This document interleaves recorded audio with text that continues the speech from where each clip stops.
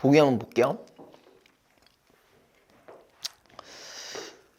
자, 거기서 보면은 서술자가 1인칭인 소설에서 나는 경험하는 자아로서의 나와 서술하는 자아로서의 나로 우문다고 있어요.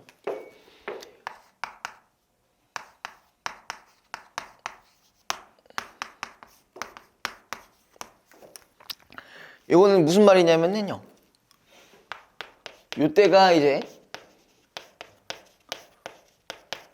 어린 시절이 나고요, 여기가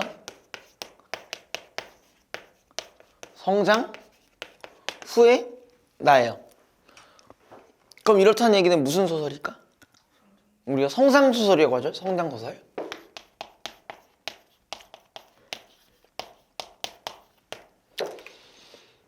자, 그러면 우리가 어린 시절의 나라고 했을 때 어디 당시에 아무래도 관점이 조금 어떻겠어? 정신 차려.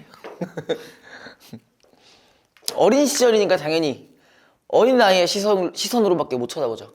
그죠? 맞아요? 그러니까 일반적으로 우리가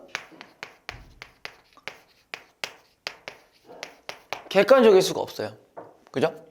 그리고 거기에 대해서 이 성장 후의 내 입장에서는 이런 상황을 평가를 하고 있을 거예요. 여러분들이 여기서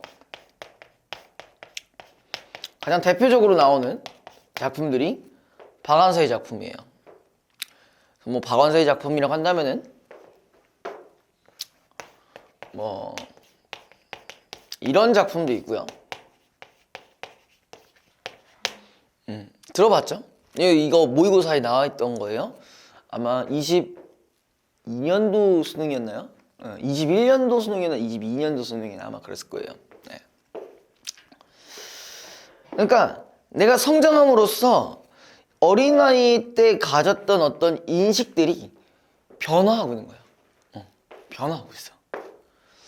여기도 그런지는 더 살펴봐야겠지만, 자, 서술과 대화에서 사용된 말투와 호칭의 차이, 그 다음에 시간 표현 등에서 이를 확인할 수가 있다. 특히 유년기를 회고하는 작품에는, 자, 그럼 우리가 하나 더 들어갈 수 있겠어요. 그죠? 회고하는 작품이니까 당연히 역순행적 구성, 이런 거 들어갈 수가 있겠죠. 경험자인 아이의 진술과 서술자인 어른의 진술이 함께 나타나는데, 현장감이 부각되는 장면에서는 당연히 경험자의 목소리가 두드러지고, 경험자를 평가할 때는 서술자의 목소리가 분명하게 나타난다 라고 되어 있었어요. 아까 동균이 전화해봤었는데 지금 일어났대.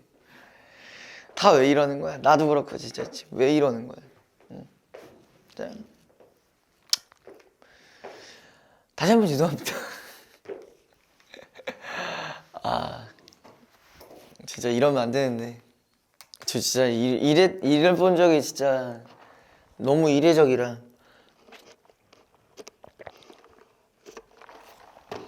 바로 본문 들어가 볼게요. 자, 나는 아버지의 넓은 등판을 밀기 시작했다. 미끄러워 손끝이 헛놀았으나 기분이 좋았다. 어릴 때 나는 겨우 피부치로서의 아버지를 확인하는 셈이었다. 그랬어요. 자, 여기서 요 부분이 지금 박스가 쳐져 있어요. 그죠? 피부치. 그죠?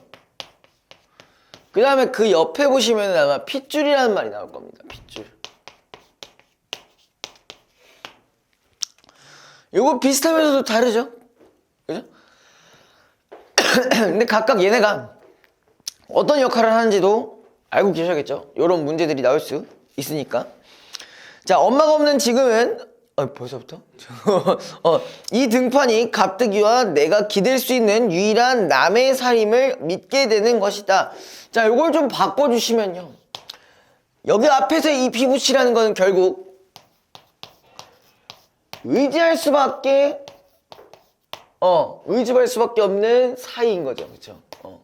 일종의 관계. 여기서 아버지는요. 그렇습니다.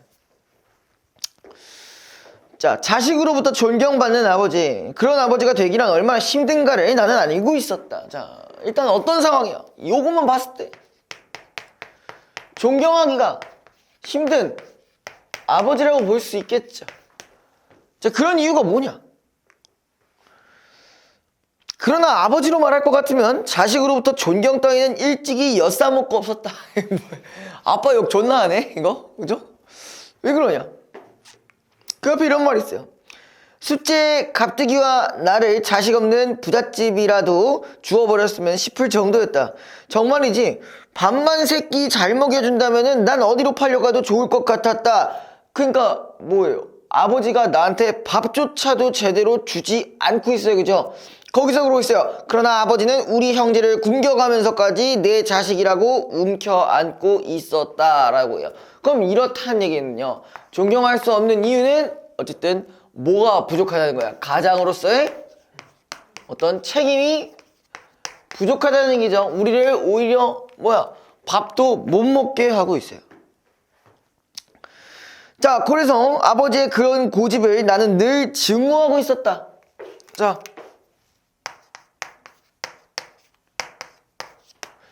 그럼 이 피부치라는 말에서 감정이 연결되는 감정이 이제 증오가 되겠죠. 그죠? 되니? 그 다음에 그 증오가 평소에도 아버지를 두고 지랄이니 미친갱이니 하는 욕지거리를 예사로 입에 올리게 했다. 아버지는 자식으로부터 그런 욕을 들어도 동네 사람부터 늘 듣는 욕설에 만성이 된 탓인지 별로 불쾌해하지 않았다. 자, 얘도 이 아버지도 욕을 뒤지게 처먹는 약간 그런 건가 봐요. 이 자식아, 학교에서 그런 욕도 배웠지도 않아. 겨우 이 정도의 실책이 고작이었다. 아버지, 그 학교는 꼭 나가야 되는겨. 내 동무는 작년에 다 졸업했는데 나는 이제 5학년이고 배도 고프고 공책 살 돈도 없고 백정 자식이라 논리되는데도 왜 학교에 나가야 됩니까? 자, 여기서 아버지의 신분이 드러났어요. 뭐예요? 백정이라요. 백정이 뭔지 아세요? 동물 죽이는 거야? 도축하는 거죠, 정확히 얘기하면? 죽은 동물을 하는 거지 살아있는 동물을 죽일 수 없어. 얘가 사냥꾼 아니잖아. 그죠? 그러니까 이 옛날에 백정이라는 요 직업 자체가 되게 인식이 안 좋았어요. 그거 아세요? 그 백정노무제 생각해서 천민의 일을 한다고. 그러니까 실제로 옛날에 천민들의 일 하는 것 중에 백정이 있었어요. 지금으로 따지면 정육점 주인이잖아. 그래서 조금 나이가 드신 뭐 할아버지 정도의 세대에서는 뭐라고 하냐면 이제 백정놈 새끼 그래요. 그때까지만 해도 좀 인식이 안 좋았어요. 그리고 또 비슷한 걸로는 이제 딴따라, 그러니까 연예인 같은 경우도 막 비하하고 막 그랬습니다. 네, 아무튼 그렇기 때문에 이제 돈도 많이 없을 거고, 그리고 나도 지금 밥을 굶고 뭐 그런 상황이었다라고 보시면 될 것 같아요. 자, 그 다음에 중략 부분 넘어가서요. 자, 지서안의 목조 건물 유리창을 보니 순사들이 얼은 거였고 고함 소리가 마구 터져나왔다. 자, 일단 두 번째 장면 같은 경우는 상당히 곤란한 상황이에요. 그죠? 곤란한 상황이고, 자, 보이소 몇 사람이나 붙잡혀왔으예. 그래서 송구르마를 세워놓고 구경하는 엿장수에게 내게 물어봤다. 한 네 놈은 될기라. 그 좀 전에 끌려 들어갔다. 그래서 엿장수는 내 쪽을 돌아보지도 않고 말했다. 그럼 혹시 우리 아버지는 예? 그래서 엉겁결에 나온 나의 말에 엿장수가 머리를 돌렸다. 네가 아버지가 누군데? 엿장수가 내 얼굴을 말끔히 쳐다보자 나는 그만 입을 꽉 다물고 말았다. 나는 머리를 설레설레 흔들며 엿장수 옆을 떠났다. 마치 그가 내 팔목을 답싹 잡아 여기에 빨간색이가 할머니 있습니다 하면서 지소로 끌고 들어갈 것만 같았다. 자, 일단 두 번째 장면에서는 자, 순사가 나왔고요. 그 빨갱이가 나왔어요. 대충 아버지가 지금 뭘로 잡혀 들어갔을 거라는 어떤 생각을 하고 있는 거야. 요걸로 잡혀 들어갔을 거라는 생각을 하고 있는 거죠. 그죠? 자, 그 다음에 한참을 뛰다 소방서를 지나서 뒤돌아보니 나를 쫓아오는 사람은 아무도 없었다. 나는 겨우 안도의 한숨을 내쉬며 천천히 걸었는데 내가 만약 엿장수에게 김삼조가 우리 아버지입니다 하고 대답했다면 어떻게 되었을까를 생각하니 등골로 식은땀이 흘렀다. 어쩌면 아버지도 지서에 갇혀있는지 몰라 하고 중얼거리며 사진관 앞을 지날 때였다. 자, 그럼 일단 여기에 대해서 나는 지금 뭘 하고 있어요? 어떤 감정을 가지고 있어요? 걱정하고 있죠. 그죠? 아까 위에서는 내가 증오를 하면서도 증오를 하면서도 뭘 하고 있는 거야? 걱정을 하고 있는 거야. 되니? 자, 역쪽으로 걸어오는 한 무리의 사람들이 있었다. 총을 맨 순사 2명이 한 사람의 약쪽 팔목을 잡고 지서 쪽으로 걸어오고 있었는데 그들 뒤로 어른아이들이 구경 삼아 촐레촐레 따랐다. 순간 나는 숨을 멈추었다. 전신주에 기대어 눈을 감았다. 숨을 가라앉히고 한참 뒤에 눈을 떴다. 순사 둘 사이에 끼인 사람을 똑똑히 쳐다보았는데 보숭이 묶인 사람이 다행히도 아버지는 아니었다. 그는 사흘 전 아버지의 편지, 쪽지를 전해줄 때 만났던 물통걸 수리조합 허석이었다. 허석이도 붙잡혔구나. 허석이는 분명 나를 알아볼 것이다. 그는 심부름값으로 내게 돈을 20원이나 주었기 때문이다. 허석이와 시선이 마주칠까 두려워 잽싸게 옆 골목으로 숨어들었다. 중간중간에 뭐가 있어요? 공간의 이동도 계속 드러나고 있죠. 그쵸? 그 다음에 이 공간의 이동을 통해서 사건도 똑같이 전개가 되고 있죠. 맞아? 그 다음에 여염집 굴뚝 뒤에 몸을 숨기고 일행이 골목 앞길로 지나가기를 기다렸다. 얼굴만 빼꼼히 내밀고 지켜보자 허석이의 백세같이 하얀 면모습이 먼발치로 지나갔다. 머리를 약간 숙인 무심한 얼굴이었다. 다만 배 앞에 모아진 그의 여인 손목을 억세게 올가맨 보승줄만이 왠지 내 눈의 시리에 와 박혔다. 자, 나는 또 올라갔어요. 그죠? 장터길로 털레털레 걸어 올라갔다. 차츰 진정되는 숨결과 반비례로 몇 분 사이에 내 몸속의 기운은 다 빠져나가 버린 듯 나는 걸음을 옮기기조차 힘이 부치었다. 왜? 여태까지 아버지를 걱정하느냐고 내 모든 힘을 써놨기 때문에. 그죠? 자, 그래서 그때서야 비로소 나는 아버지가 붙잡히지 않았으면 싶었던 조금 전에 내 마음에 심한 갈등이 부딪혀. 야, 심한 갈등이라고 했으니까 이건 뭐랑 연결되는 거예요? 내적 갈등과 연결이 되는 부분이겠죠? 그죠? 난 여태껏 분명 아버지를 증오해 왔었다. 그가 어디서 술이나 억상으로 마시고 개골창이라도 처박혀 돼지기를 바라봤음에도 내 마음 깊은 어딘가에 아버지에 대한 사랑이 넘치고 있어 그렇게 안절부절 못했던 것인가? 아버지는 나에게 무엇이길래 나를 매질해서 울리고 굶기는데도 나는 그를 어느 누구에게도 빼앗기고 싶지 않아 하며 언제까지 내 곁에 있어주기를 바라는가? 이것이 핏줄 탓이라면은 그 핏줄이라는 강물의 깊이를 도무지 헤아릴 수가 없었다. 자, 그럼 이제 여기서 핏줄에 대한 의미도 생각해 볼 수가 있겠죠. 그죠? 자, 이렇게 정리를 해봅시다. 자, 증오를 하지만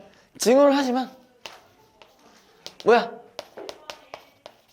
걱정을 하고 사랑하는 존재라고 볼 수가 있는 거겠죠. 그죠?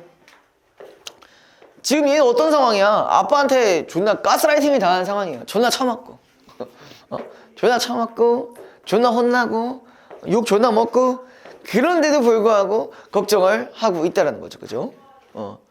그래서 아버지! 나는 방울쩍 흐르는 물물을 손등으로 닦으며 그를 힘차게 불렀다. 장터의 넓은 마당을 길러 집 쪽 언덕길로 허겁지겁 올라갔다. 아버지가 집에 있어 주기를, 그가 나를 때리고 걷어찰지라도 나를 맞아주기를 바랐다. 나는 이제 소년이 아니라 그와 맞서서 당당히 꼭 하고 싶은 말이 있었기 때문이다. 92페이지예요 거기. 자, 9번이랑 10번만 할게요. 자, 9번. 피부치와 핏줄에 대한 설명으로 적절하지 않은 것은? 자, 1번. 피부치와 핏줄은 모두 아버지와 나의 관계를 나타내기 위한 표상이다. 연결되겠죠? 이쪽에 표상이라고 한다면은 상징이랑 같은 말이죠. 상징이 같은 말. 2번. 피부치에게는 아버지에게 의지할 수밖에 없는 나의 심리가 투영되어 있다. 이것도 맞죠? 의지랑 연결됐으니까. 그죠? 3번. 피부치에는 신체적인 접촉을 매개로 환기된 이미지에 대한 나의 느낌. 그치? 아버지 등 밀어주면서 나온 거고. 4번. 핏줄에는 아버지를 원망하게 된 나의 속마음이 안시되어 있다. 자, 우리가 원망만 한 게 아니라 막 걱정도 하고 그랬기 때문에 이 부분은 적절하지 않은 부분이겠죠. 4번이 정답이고요. 자, 5번.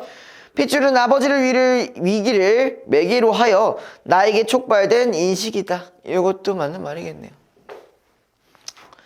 자, 10번에 있는 선지 보도록 할게요. 일단 제가 문학을 지금 시간이 많지 않은데 제가 최대한 타이트하게 좀 나가보고요. 만약에 좀 안 될 것 같으면은 네, 영상에 제가 또 따로 편집해서 또 올리도록 할게요. 그때 보셨죠? 그거? 뒤에? 봤어요. 이 씨발. 뭐야? 오늘 볼게요. 자, 볼게요. 자, 1번 선지부터 볼게요. 적절하지 않은 겁니다.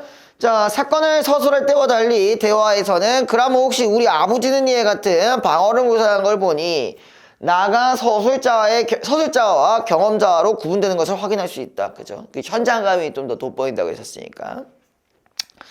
자, 2번. 여기 빨갱이 새끼가 한 마리 씹더는 겁에 질린 경험자가 상상한 상황으로서. 맞죠? 여기까지?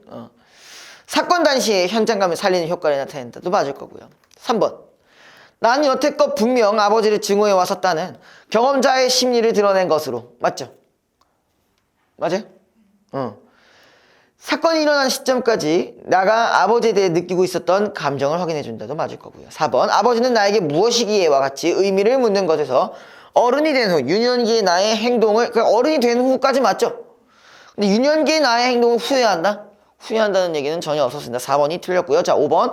동일한 대상을 아버지라고 부르기도 하고 그라고 지칭하기도 하는 것을 통해 경험자의 목소리와 서술자의 목소리가 함께 나타나는 양상을 확인할 수가 있다. 자, 넘겨보도록 하겠습니다. 여기도 안 했다고? 적성이 되는 거?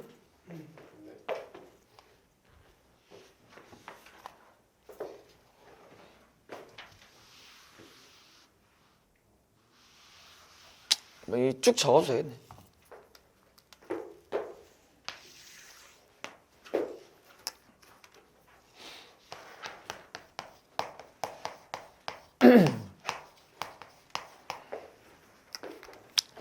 자, 요거 작품 보신 적 있나요?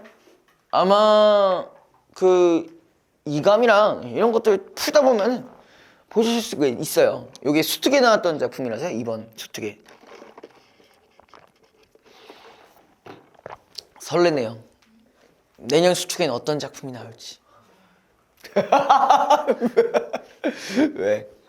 아니 근데 너무 쫄 필요가 없는 게 보통 작년 수특에 나오는 작품이 올해에도 나오는 경우가 있었더라고요. 많지는 않더라도 한 2-3개 정도는 있더라고요.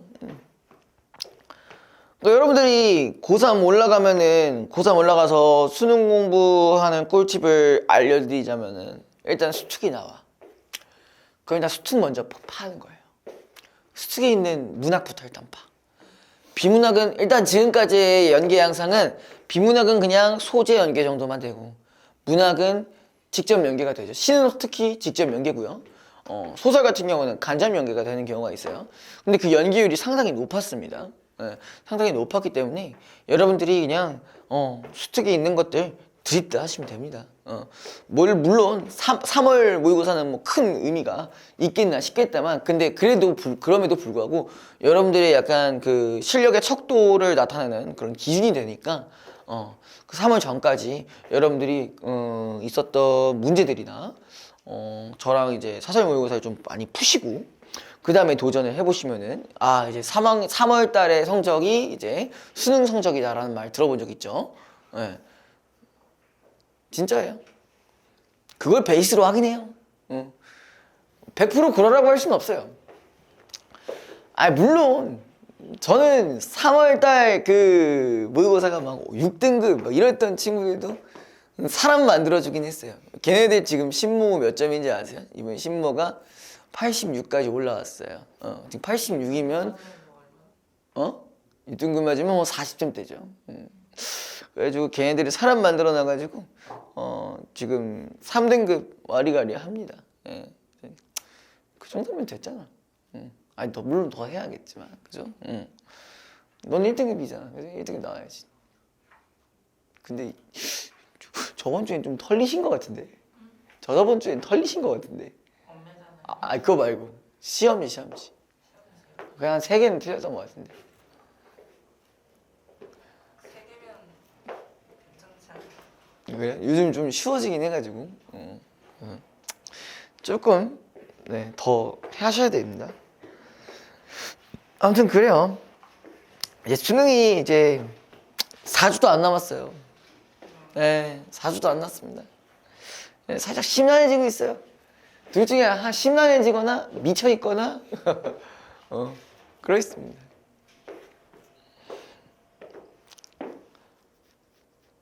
아니 근데 저번 주에 너무 웃겼어. 너.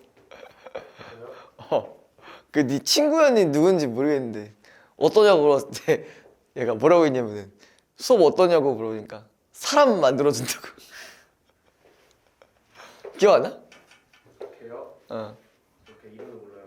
그래? 이름도 모르는데 사람 만들어준다는 거야? 아니 걔 수학하는 거 보면 사람 돼야 돼요. 아, 아직 사람도 안 됐어?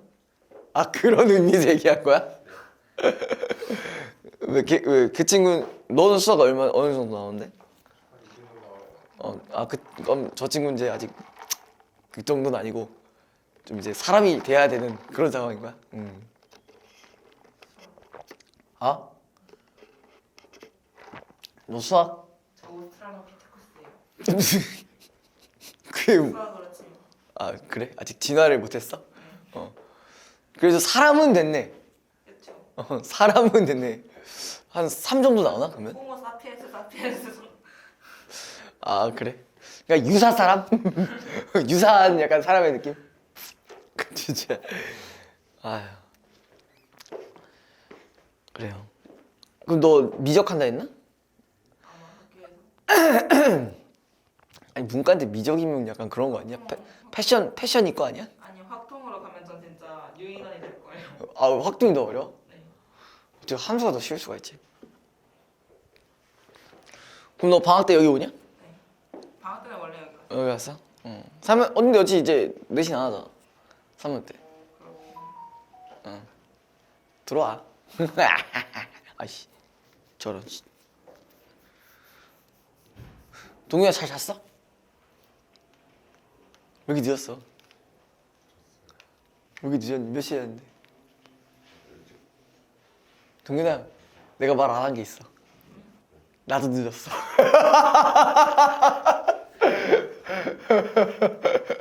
나 도착하고 한 10분 안 돼서 전화한 거야. 나도 늦었어. 좆된 것 같아. 아 진짜 답이 없네요.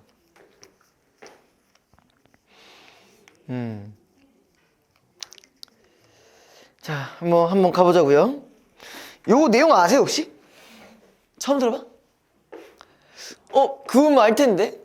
엄마를 위해서 일령주를 얻으러 갔는데 형이 통수 쳐가지고 이 새끼 눈을 그냥 다 뽑아버려요. 아 얘가 무슨 안평국이라는 나라의 왕자인데 어머니가 존나게 아파가지고 그 약간 유니크템을 구하러 갔단 말이야. 이제 일령주를 구하러 갔는데 딱 구해서 집에 갈라 했는데 형이 와가지고 이 동생 새끼 눈을 뽑아버렸어요. 그래서 여기 있는 이 주인공은 중국으로 떠밀려 갑니다. 뭐 그 대충 그런 내용이에요. 아 그럼 아예 처음 보는 걸로 제가 인식을 하면 될까요? 오케이 알겠습니다. 자 볼게요. 어머니 병을 고칠 일령주를 얻으러 서천으로 떠난 안평국의 왕자 적성이. 자 여기서 적성이가 주인공이겠죠 당연히. 자 그 다음에 규국귤의 형 항의의 계략으로 일령주를 빼앗기고 칼에 찔려 장님이 된다라고 했어요. 항이라는 사람이 있습니다. 이 새끼가 진짜 개새끼예요. 예. 아니 동생 존나 선한 마음으로 갖다주는 그 일령주를 이 새끼 빼돌려가지고 그냥 죽여버려. 죽인 것까지는 아니고 눈을 찔러버렸어. 그냥 차라리 죽이지. 그러면 이제 더 이상 이야기가 안 나오겠죠. 근데 보통 얘가 이 형이 이 새끼한테 그런 이유가 뭘까요? 당연히 그치 권력 때문에 그런 거겠죠. 그죠? 자 성인은 간신히 살아남아 중국 사신의 도움으로 황제를 만나고 공주의 벗이 되어 지낸다. 야 이거 운도 좋아요. 얘 중국으로 왔어요. 중국에 가는데 또 누구랑 친해졌어요? 갑자기 공주랑 친해졌어요. 운 뒤럽게 좋아. 성이 옷을 고쳐 벽곡을 따라 금각당에 올라가니 공주 반겨 자리를 주고 물어 가로되 그 사이 객고 어떠하뇨? 뭔 말인지 알아? 그 사이에 뭐 별일 없었니? 뭐 이런 얘기겠죠. 이 중국에서 뭐 힘든 거 없니? 이러죠, 그죠? 그래서 이제 성이 큰 소리를 가로되 천생이 성상의 하해지덕을 입사와 아직 일신이 편안하이다. 그러니까 뭐야 잘 지내고 있습니다. 대충 이런 얘기죠. 자, 공주 시녀를 명하여 진수성찬에 내오며 곡식으로 빚은 수를 권하며 상을 물림에 혹 단저도 불고 혹 단금도 희롱하며 각각 한 수시를 지어 화답하여 서로 칭찬하더니 문득 월색이 명랑하여 호련 동남으로부터 자 뭐가 나왔냐 갑자기 기러기가 나왔어요. 기러기. 기러기가 이 작품에서 나름대로 핵심 역할을 하고 있습니다. 자, 그래서 맴돌아 울건을 공주와 좌우시녀 나와 하늘을 우러러 살펴보면 힘이 괴히 여겨서 서로 볼 쯤에 성이 기러기 우는 소리를 듣고 혼백이 아득하여 생각하되 이 짐승이 반드시 나의 기르던 기러기로다. 자, 얘가 지금 뭐라고 돼 있어요?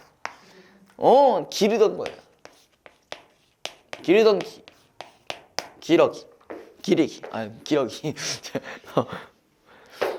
하고 정신이 어린 듯 취한 듯하여 앉았더니 기러기 두 날개를 펴며 점점 내려와 성의 앞에 앉으며 목을 느리어 슬피 울거늘 성이 그제야 쾌히 본즉 기러기 온 줄 알고 급히 두 손으로 기러기를 덥석 안고 그 등을 어루만져 울며 가로되 네 이제 나를 찾아왔으니 중전께서 반드시 승하하시도다. 그러니까 처음에는 뭐라고 판단한 거야? 기러기를 처음에 봤을 때 엄마가 중전나와가 승하했대. 죽은 걸로 착각하고 있네요. 그죠? 정확히 말하면 그렇게 판단하고 있는 거겠죠.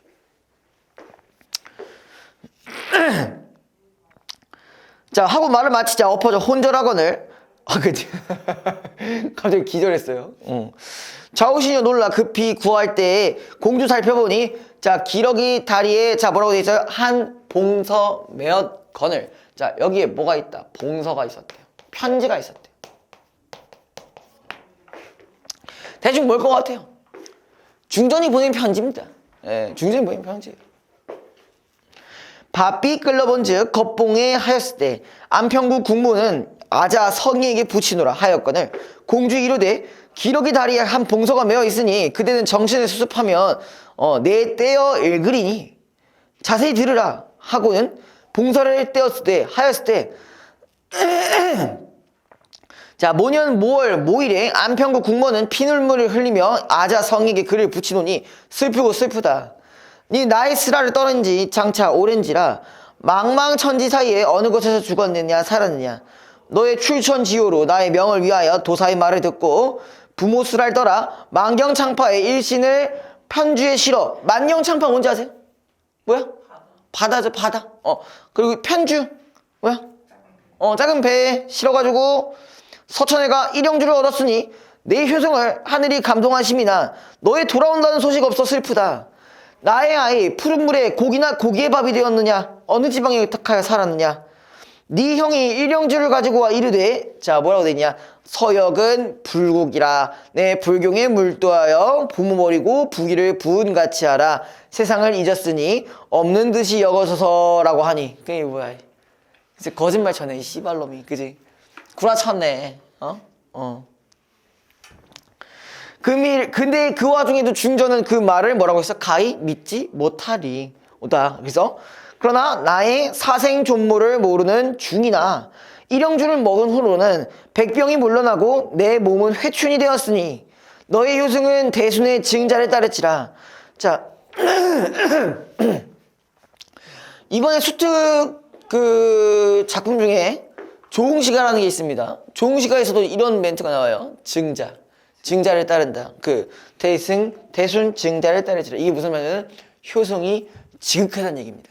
그러니까 얘 보고 뭐라는 거야? 효성이 지극한 아이라고 하고 있는 거죠. 적성이한테.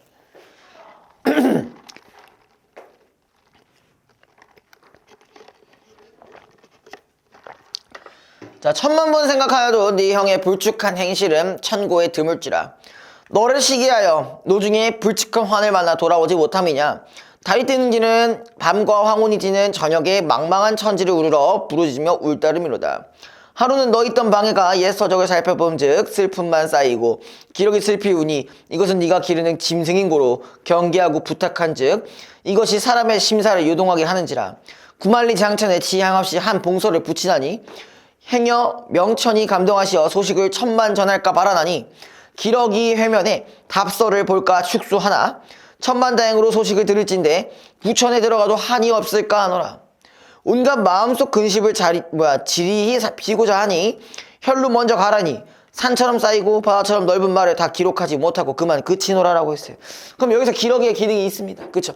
기능이 뭘까요? 자, 기러기 안에 보응서를 넣었어요. 이거를 넣어놓음으로 인해서 누구야?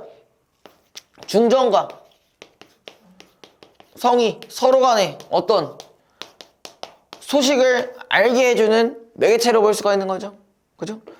그렇게 해서 얘가 다시 안평국으로 가게 되는 계기가 됩니다.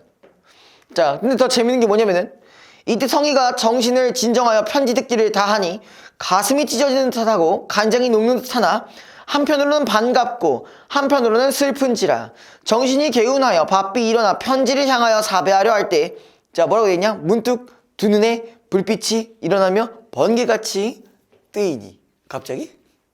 눈이 갑자기 떠졌어요. 그죠? 이런 건 우리가 뭐라고 볼 수 있나? 무슨 요소라고 할 수 있어요? 전기적 요소라고 하죠. 그죠?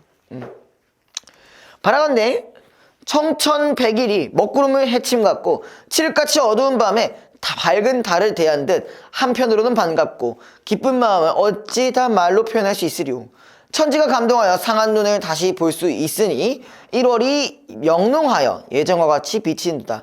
생사인지 꿈인지 깨닫지 못할 정도로다. 그래서 이제 중약 부분에 보시면요. 시력을 회복한 성인은 과거를 보아 장원급제를 하고 부마가 되어 뭐라고 한다? 안평국으로 돌아오려 한다. 각설, 이때 안평국 중전 왕비가 기러기의 발에 편지를 메어 보내고 회다 보기를 밤낮으로 기다리고 있었는데 또 뭐야? 호련히 기러기 슬피 울고 날아와 안건을. 이거 이제 누구의 편지 나왔겠어? 성희의 편지가 나왔겠죠. 그죠? 자세히 보니 기러기 발에 서신을 메었거늘 즉시 끌러보니 이는 곧 성희의 필적이로라. 서중사가 참담하고 전우수말이 종이에 그렸더라. 그러니까 여태까지 있었던 일들이 다 그 편지에 있었다는 거죠. 그럼 어떻게 보면 이것도 요약적 제시라고 볼 수가 있는 거죠. 자, 그 다음에 왕비가 보기를 다음에 흉금이 막히고 기운을 잃어 기러기를 붙들고 통곡하여 슬퍼하시더니 이때 세자 항이가 왕비의 국성을 듣고 크게 놀라 들어가 엎드려 엎드기를 모는 무슨 까닭으로 이렇게까지 슬퍼하십니까? 왕이가 항이를 보고 잠잠하시거늘 항이가 일어나 사면을 살펴보니 서안에 입봉서찰이 놓였고 또 기다리기를 어루만지시거늘 자세히 보니 이는 곧 성희의 필적이었다. 항이가 말하기를 시간을 보니 성희가 중국에 들어가 입신양명하여 부마가 되었다 하니 이는 부학의 성덕이거늘 어찌 심장을 상하십니까? 빨리 예단을 갖추어 마중 나가시옵소서 하더라. 왕비가 그날로 예단을 갖추어 직노에 사신을 보내었다. 이때 상이 항에게 직교하기를 중전을 모시고 떠나지 말라라고 하였다. 원래 이 뒤에 이야기도 있습니다. 그래서 이렇게 해가지고 성희가 안평국으로 다시 내려와요. 내려오는데 항이가 그걸 가만히 두겠니? 아니죠. 그래서 항이가 또 중간에 이제 또 습격을 해서 죽이려고 하는데 존나 반전이 있습니다. 뒤에 있던 어떤 검객이 그 항이를 뒷방가 버려요. 죽여버려요. 항이를 죽여버려요. 네. 졸라 웃기죠. 뭐라고 하냐면은 그런 이제 형제지간의 그런 우애도 제대로 실천되지 않는 그 현실이 나는 너무 이해가 안 된다 라면서 갑자기 쟤를 암살해버리고 지도 자살해버려요. 어쨌든 그렇게 해서 항이는 없어지고 성희만 이렇게 쫙 들어옵니다. 아무튼 자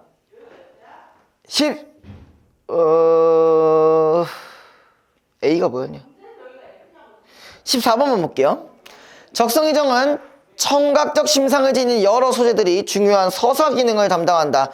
팔이나 검은고 같은 악기 소리, 시 읊는 소리 등은 저기 밑줄 인물들 사이에 인연을 맺어주거나 강화하며 인물이 지닌 비범한 능력을 알려준다.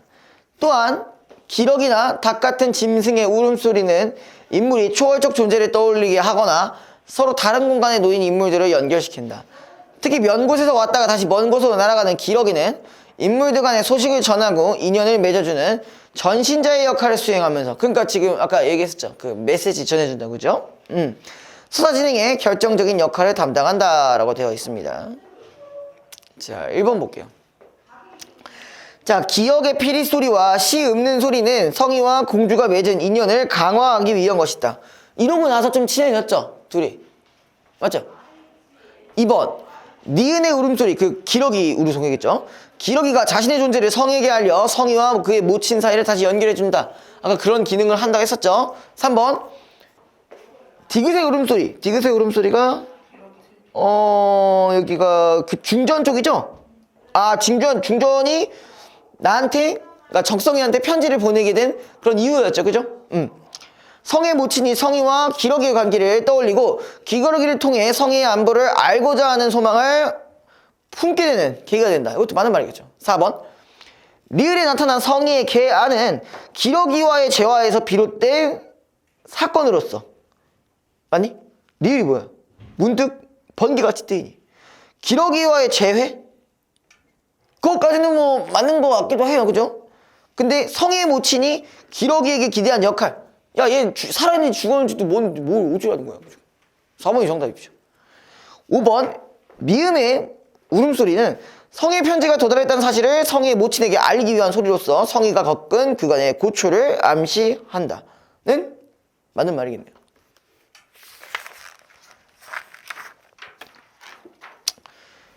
자, 그 다음에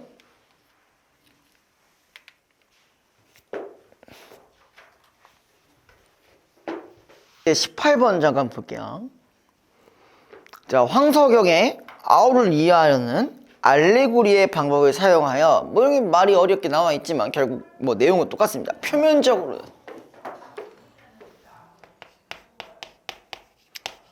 표면적으로는 어디에 대한 얘기? 교실.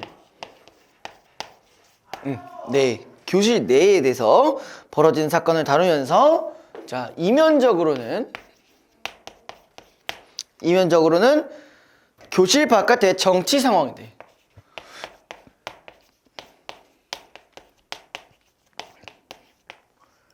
자, 이거 관련된 작품이 하나가 있겠죠. 교실에서 있었던 일을 가지고 현실을 비판하는 우리들의 읽어준 영혼. 그 다음에 우상의 눈물. 두 가지잖아, 그죠? 이것도 비슷한 거예요. 자, 여기에 대해서 비판하고 있다는데, 교실 내에서 벌어지는, 자, 영내 패거리의 횡포. 자, 뭐가 나와요? 영내 패거리. 자, 이거는 그러면 뭐랑 연결이 가능할까? 일종의, 그치, 정치 권력으로 볼 수 있겠죠. 자, 비민주적인 절차를 거쳐 탄생한 정치 권력이 정경유착 등의 부조리한 방법으로 축제를 하고 국민들의 관심을 비정치적 역으로 돌려서 정치적 위기에서 벗어나며. 비민주적인 절차라는 건 뭐예요? 그리고 정경유착이라는 게 뭐예요? 민주적인 절차라고 한다면 뭐 투표나 어떤 그런 청문회 등을 잘 거쳐서 나왔다고 한다면, 이번에는 뭐야? 지 꼴리는 대로, 그죠? 자기 꼴리는 대로 막 사람들을 뽑아. 그 다음에 국민들의 관심을 다른 데로 돌리고. 요거 하면 또 생각나는 작품이 있습니다. 여기서도 스포츠를 통해서 여기 있는 반의 학생들의 어떤 관심을 돌리는데, 요거랑 관련된 시가 하나 있었어요. 김광규의 에? 뭐라고요? 상행이라고, 상행. 기차를 타고 가는데 여기서 뭐 이제 정치에 관심을 돌리지 마오 막 이러면서 막 뭐 스포츠에 관심을 가져다오, 뭐 증권에 관심을 가져다오, 막 이런 식으로 나온단 말입니다. 뭐 기억 안 나시면 어쩔 수 없고요. 이것도 1970년에서 80년대에 있었던 작품입니다. 아무튼 나아가 내부 통합을 명분으로, 자, 이것도 동그라미 쳐주시고요. 가상의 적을 만들었대요. 가상의 적.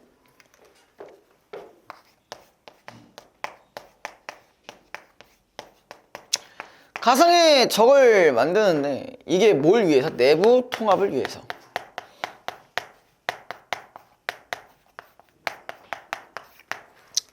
그 다음에 비판 세력을 억누르는 독재적인 정치 당원. 얘네는 그러니까 어떤 애들이라는 거야? 비판 세력이라는 거겠죠.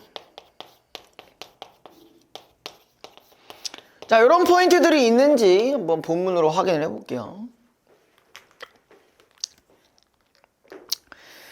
자, 영래가 은수에게 몽둥이를 주워라고 명령하니 그놈은 잽싸게 뛰어나가 강목 하나를 주워왔다. 야, 종아, 이리 나와봐. 비시비시 웃으며 앞으로 나온 종아에게 영래가 말했다. 웃지마 임마. 이거 갖고 스툴리게 놀면은 무조건 조기는 거야, 알겠지? 종아는 가만히를 깔지 않은 흙바닥 통로를 강목을 들고 어슬렁어슬렁 돌아다녔다. 오늘부터 너는 기율부장이다. 뭐야 그게? 반장하고는 다른가? 자, 여기 일단 영래가 누가 봐도 권력자죠. 그 다음에 지금 종아가 있었고요. 뭐 은수가 있는데, 자, 이 뒤에 나올 거지만 얘는 지금 자기 보고 뭐라고 하냐면 의장이라고 합니다. 그 다음에 얘는 기율부장이라고 하고요. 그리고 얘를 총무라고 합니다. 기율부장은 다른 말로 뭐라고도 하냐면은 요즘에 일종의 선도부 같은 거예요. 요즘은 이런 게 없죠. 선도부 아세요, 여러분들? 있어요? 있다고? 비슷한 학생이겠지, 그건. 있어요? 대전에는 있는데 여기 어떤데요? 여긴, 대전에는 있어? 야, 라떼 스타일이구만. 넌 없지, 너네는. 선도부가 있다고? 옷 잡아? 옷 같은 거 잡니? 그래? 그렇구나. 저 때만 해도, 근데 여러분들이 말하는 그 선도부들은 일진들이 하는 건 아니잖아. 일진이 있어? 보기에는 없을 것 같은데? 가 없다고요. 너는 있니? 일진이야? 너는 약간 그랬어? 뭘요? 선도부들이 약간 조금 이게 피지컬도 좀 좋고 이게 운동병들이 했어요. 그거 진짜 찐인데? 옛날 느낌 빵 나는데? 저 때만 해도 뭐 선도부가 있었습니다. 물론 저는 고등학교 때는 선도부가 솔직히 그런 어떤 기강을 잡는 정도의 그런 역할을 하진 않는데 중학교 때만 해도 제가 선도부가 조금 노는 친구들로 이렇게 딱 구성이 돼 있어가지고 씹새끼 일로 와봐 이러면서 이제 야 일로 와봐 이러면서 이제 돈 있냐? 아니 돈 있냐가 아니라 너 머리 잘라야지 새끼야 이러면서 그랬던 기억이 있는데 물론 제 얘기는 아니에요. 제 경험 제가 했던 건 아니고요. 제가 오히려 당하는 입장이지 제가 이렇게 하는 입장은 아니지 않았을까요? 응? 아니야? 아니냐고. 아무튼 저는 학생 때 개찐따였어요. 뭐 제가 뭐 돌았겠습니까? 누가 봐도 개찐따인데, 그지? 누가 봐도 모범생 아니야? 알았어, 그만할게 이제. 아무튼, 그래서 이제 여기 기율부장 뭐라고 하냐면 임마 중학교 교문 앞에도 못 가봤어? 그 완장 차고 서가지고 잘못한 새끼들 벌 주는 거 말이야. 그래서 은수가 항의를 했다. 그럼 나는 뭐야? 너 뭐고? 야 이 새끼야, 나는 의장이잖아. 종아는 기율부장. 넌 말이지 총무다. 반장보다 높은 거냐? 아이들이 킥킥. 종아는 내 앞을 지나며 공연히 똑바로 앉으려면서 허리깨를 강목으로 쿡 찔렀다. 그러니까 뭐야, 딱 가면서 똑바로 앉아라 이러면서 약간 하는 거 있잖아. 거드럭거리면서 그죠? 근데 여기서 재밌는 건 뭐냐면 내가 여기서 어떤 역할을 하고 있느냐는 거예요. 자, 나는 등에 힘을 주고 빳빳이 긴장해서 앉아 있었다. 자, 누가 봐도 일종의 누구겠어? 그냥 뭐 하나의 힘없는 뭐 국민, 그지? 조금 더 확장해서 얘기하면은 뭐 소시민 이 정도로 보시면 되겠죠. 뒤에 나옵니다. 왜 소시민인지. 그때 석환이가 안으로 폭삭 기어들어간 모습으로 주렁얼거렸다. 난 말이야 싫은 데는 반대한다. 근데 이런 말을 했어요. 자, 그래서 석환이라는 인물이 일종의 뭐예요? 뭐라고 볼 수 있어? 비판 세력이에요.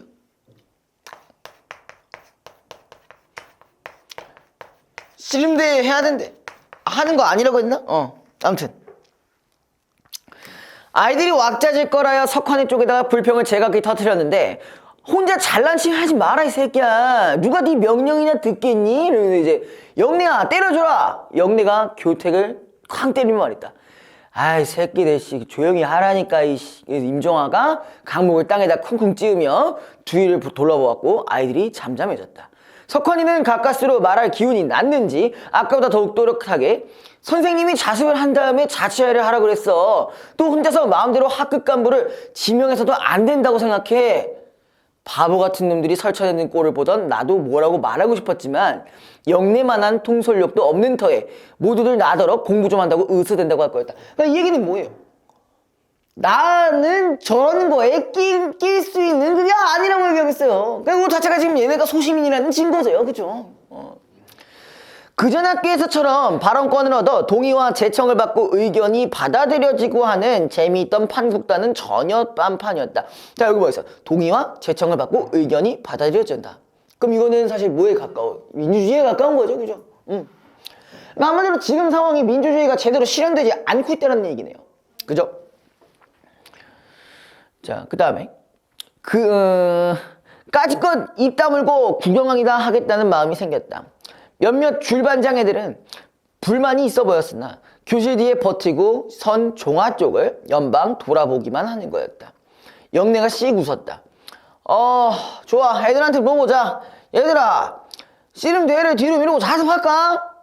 반아들이 웅성대려면 항의하거나 제3 석환이를 욕하기 시작한다.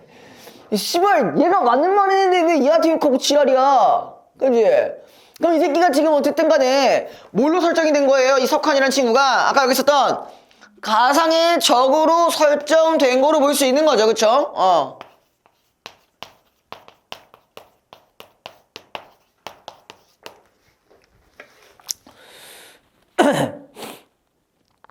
자, 그 다음에 대신에 자취를 먼저 하자. 너희들 석환이가 반장 노릇하는 걸 찬성한다면 손을 들어. 한 사람 내 손도 올라가지 않았고 뒤늦게 들었던 애들도 대부분 아이들의 드높은 불만의 분위기에 위축되어 슬금슬금 내려버렸다. 다음은 야, 내가 하는 걸 좋아하는 사람. 아주 그냥 절반 이상이 손을 들었고 두 번 다 손을 안 댄 애들도 많았다. 봤지? 자취회는 이걸로 끝났다. 그래, 이 영내가 오늘부터 우리 반 급장이다. 반대하는 놈들은 우리 반이 아니야. 영내는 만족에 차서 고개를 끄덕였다. 진짜 개새끼네요. 그죠? 비민주적으로 했네요. 이게 어딜 봐서 민주주의야. 씨발 것도. 그죠? 자, 중력 부분 넘어가서 하세요. 영내가 반장이 되고 나서 나는 학교에 가는 일이 시큰둥해진 느낌이었다. 무관심하던 내게도 불편한 사태가 자주 벌어지게 되었는데 영내가 너무 자기 마음대로만 하려고 그랬기 때문이다. 일종의 권력의 횡포를 저지르고 있는 상황인 거죠. 그렇죠? 은행 지점장의 아들이나 공장장 아들, 극장, 양조장집 아들 같은 내댕명의 부잣집 애들은 특히 괴로움을 많이 받았었다라고 했어요. 자, 뭐가 있었냐? 부잣집 얘기가 나왔네요. 자, 그렇다는 얘기는 우리가 현실 정치로 생각을 해본다면 기업들이 상당히 뭘 많이 받았어요? 탄업을 상당히 많이 받았어요. 그러니까 정확히 말하면 뭐 이제 권력에 의한 탄업을 좀 많이 받았죠. 뭐 이거 줘라, 돈 줘라, 뭐 해라, 뭐 이러면서 이런단 말이에요. 자, 그 애들은 뭔가 좋은 것들, 이를테면은 장난감, 극장표, 돈 같은 것들을 갖다 바치지 않을 도리가 없었다. 내일까지 가져와! 한마디면 통하는 모양이었다. 대부분의 다른 애들은 평소부터 그 애들에게 반감을 많이 갖고 있어서 그렇겠죠. 우리 현실에서도 그렇죠. 그렇죠. 영내나 종아나 은수의 명령이 이해되지 않았을 때 그 애들이 교실 뒤에서 엎드려 뻗쳐를 하고 궁둥이를 맞는 걸 통쾌했던 것이다. 그러나 부잣집 애들도 나중에는 그리 불만스러워하는 것 같지 않았는데 자, 뭐라고 했어요? 청소 당반을 제외받았기 때문이다. 뭐야? 이러고 나서 또 뭘 받은 거야? 나름대로의 특혜를 받은 거죠. 그죠? 현실이랑 연결이 계속 가능하겠죠. 그죠? 뿐만 아니라 그 애들은 자기가 싫어하는 애들을 혼내주도록 저 세 아이들 중 아무에게나 선물을 하면 되었던 것이죠. 그러니까 뇌물도 막 주고 막 그랬던 거예요. 그죠? 있으나 마나 한 부반장으로 영락한 석환이도 나도 하여간에 좀 영리한 애들은 끼리끼리 소곤소곤 어린이 잡지나 돌려가면서 그 애들의 노는 꼴에 전혀 상관하지 않으려 했었다. 대부분의 아이들은 어느 정도 기가 죽었으나 그래도 아직은 영내를 신뢰했는데 그는 아이들을 재미있게 하고 동시에 무서운 존경을 일으키게 하는데 재주가 비상했던 것이다. 영내의 제의로 우리는 두어 차례 모금을 했었다. 자, 또 뭐가 있었냐? 모금이라는 게 있었네요. 그죠? 일단 모금은 돈을 모으는 것인데, 그쵸? 근데 그냥 모았겠냐? 거기서도 이렇게 나와 있어요. 한 번은 담임선생 메뚜기네 아이의 돌 선물을 마련하기 위였고 다음엔 청소도구를 마련하는 구실이었다. 판단이 부족했던 우리가 어렴풋이 느끼기에도 금액이 좀 과했던 것 같았다. 재산분단장인 동열이의 머리가 터졌던 건 바로 그 일 때문이었다. 어쨌든 횡령 같은 걸 한 거잖아요. 그죠? 그 애가 수군거린 얘기를 들어보면 거둔 돈의 절반을 그 애들이 쓱싹해서는 학교 앞 찐빵 가게에 막혀놓고 까먹고 있다고 말했다. 얘기를 들은 5 아이들 중 누군가의 고자질에 의해서 폭행이 벌어졌는데 이 메뚜기가 자리를 지은 자습 시간에 영내가 무조건 동열이를 불러내어 임마 너 나한테 잘못한 거 없어? 한번 따지면서 다짜고짜 발길로 걷어찬 다음 그 막대기로 애 머리를 깠다. 어이씨 미친놈이네 그죠? 아이들은 숨을 죽이고 침을 삼키며 그 애가 머리를 움켜쥐고 죽는 소리로 우는 걸 바라보기만 했다. 종아가 옆에서 얼러댔다. 야, 이 새끼들 누가 돈을 떼먹었냐? 그 애 맞은 거 담임한테 찌르면 알지? 영래는 역시 화를 발칵 내고 쓸데없는 소리 하지 마 이 새끼야. 그래서 종아를 윽박 지른 다음에 우리에게 씩 웃어 보였다. 돈이 나는 건 맞다. 그걸 말이지 난 다음에 쓰려고 남겨뒀던 거야. 축구부를 만들기로 했지. 다른 반과 시합을 갖고 다음번엔 저쪽 오명래 학교 패드라고도 붙는다. 아이들이 와글와글 손뼉 치는 소리. 그리고 얘가 맞은 건 영내가 공포에 질려 끌어앉은 동료를 거만하게 내려다보며 잠깐 사이를 두었다. 우리 반을 배반했기 때문이야. 자, 가상의 적 한 명이 더 생겼죠. 그 누구죠? 방금 얘기했던 동렬이란 친구, 그죠? 맞니? 얘를 뭘로 낙인 찍었냐? 배반자로 낙인을 찍어버렸습니다. 그죠? 자, 서부 영화에 많이 나오는 씩씩하고 멋진 얘기 같았으므로 교실에 이곳저곳에서 낱말 외우기나 하는 듯 아이들이 배반자 하는 중얼거림이 퍼져나간다. 그들은 으슥해진 느낌이었고 앞에 적발되어 끌어난전 이 새로운 적을 새삼스럽게 관찰했다. 영내가 아이들을 휘둘러 보고 나서 누구든지 고자질하거나 수군대도 좋다. 하지만 우리 반 애들 중엔 이런 내게 그런 걸 알려주는 좋은 친구들이 많으니까 이런 간신 같은 짓을 못할 거야. 이러면서 이제 마무리가 되네요. 그죠? 18번만 하고 바로 B번으로 넘어갈게요. 1번. 영래가 종아는 기울부장, 은수는 총무, 자신은 의장에 지명한 뒤에 명목상의 자치회를 통해 반장에 선출된 것은 비민주적 절차를 거쳐 정치 권력이 탄생되는 과정을 빗댄 것이다. 이걸 가능하니? 네, 2번.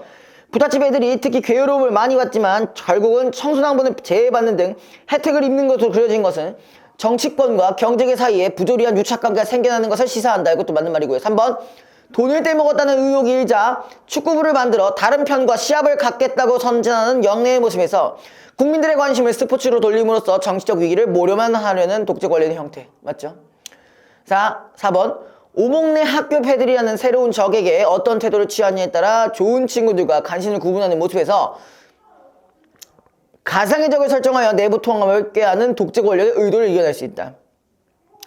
자, 이 오목내 학교 패들이랑 그 가상의 적이랑은 전혀 상관없었어. 우리 가상의 적 둘만 있었잖아요. 석환이랑 쟤밖에 없었잖아요. 동렬이, 그죠? 자, 5번. 고발자인 아이를 폭행한 데 대해 우리 반을 배반했기 때문이야 라고 둘러대는 영래에게서 비판자들을 통합 저에 세우고 매도하여 배제하는 독재 권력의 모습을 확인할 수가 있다. 요거는 맞는 말이고 4번이 정답이네요. 자, 그 다음에 비문학으로 넘어갈게요.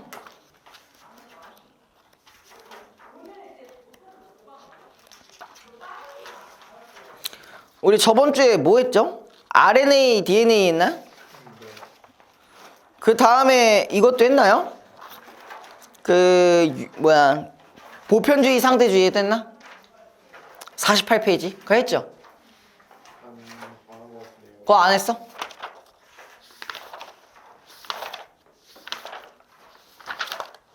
48 안 했어? 네.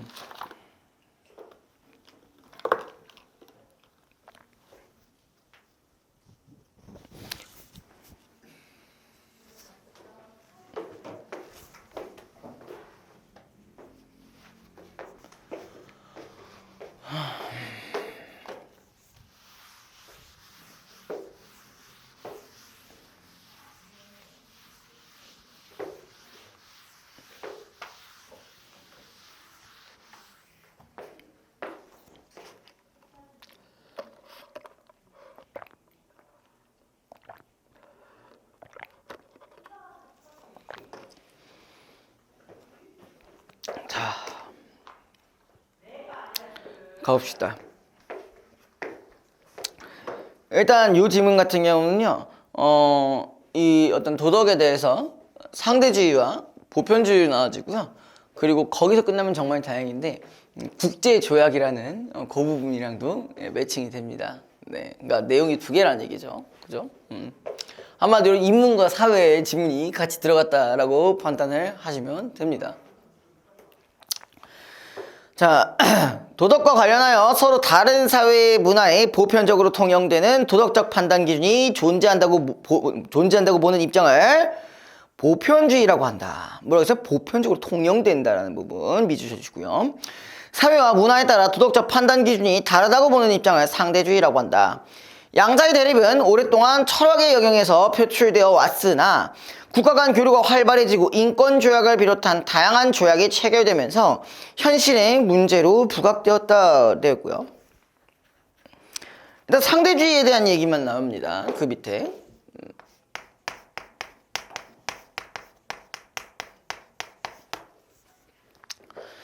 자, 흔히 상대주의는 사회마다 도덕적 관심이 다르다는 경험적 연구 결과를 근거로 제시한다. 자, 경험적 연구.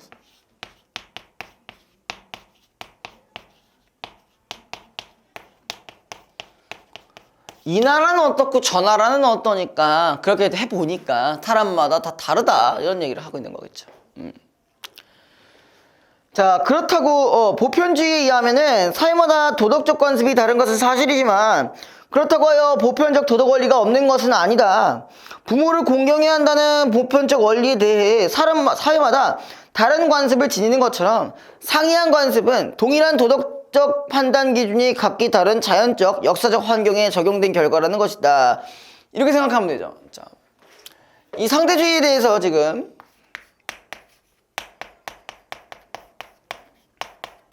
보편주의가 이제 비판하고 있는 부분인데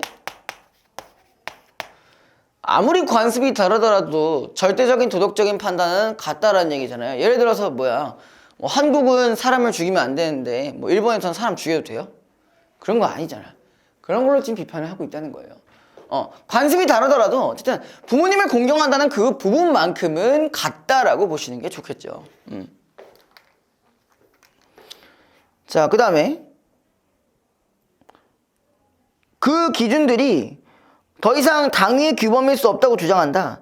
또한 그들은 우리가 상대주의를 수용할 경우 다른 사회의 도덕 체계에 대해 침묵해야 하는데 그럴 때에는 결국 침묵해야 한다는 것을 보편적 원리로 받아들여야 한다는 점에서 자기 모순에 빠진다고 비판한다. 그치, 상대주의는 너도 맞는 것 같고 쟤도 맞는 것 같으니까 뭐 하라는 거야? 아닥해야 된다는 거냐? 그거잖아, 그죠?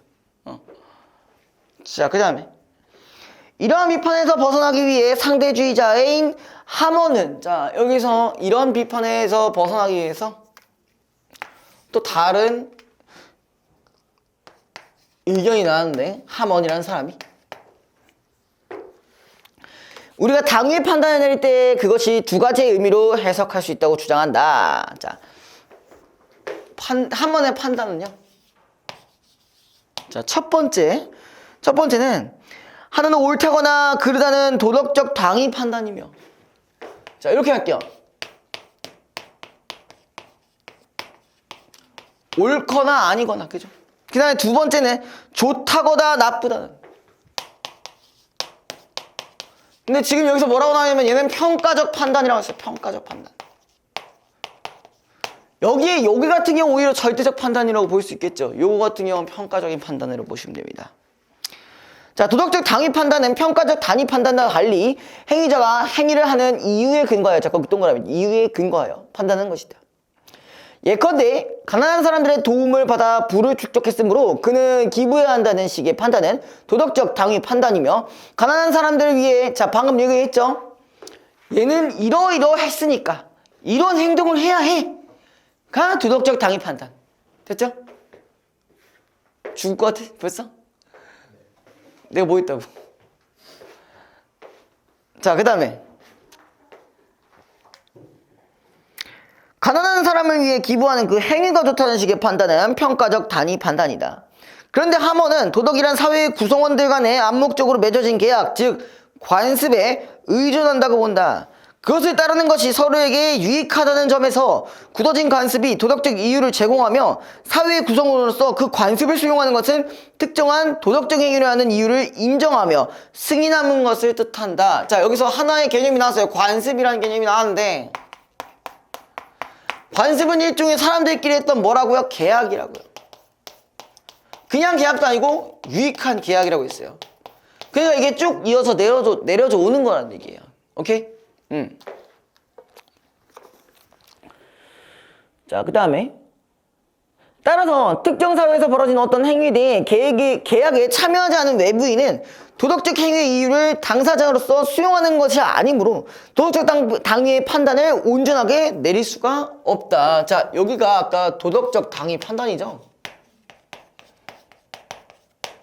근데 이런 말을 했어요. 자, 누구? 외부인은 뭐가 불가능하다고? 도덕적인 당위 판단이 불가능하다고 했어요. 그죠? 얘는 뭐가 아니라서? 관습에 묶인 애가 아니라서. 관습을 이해 못하니까. 그죠?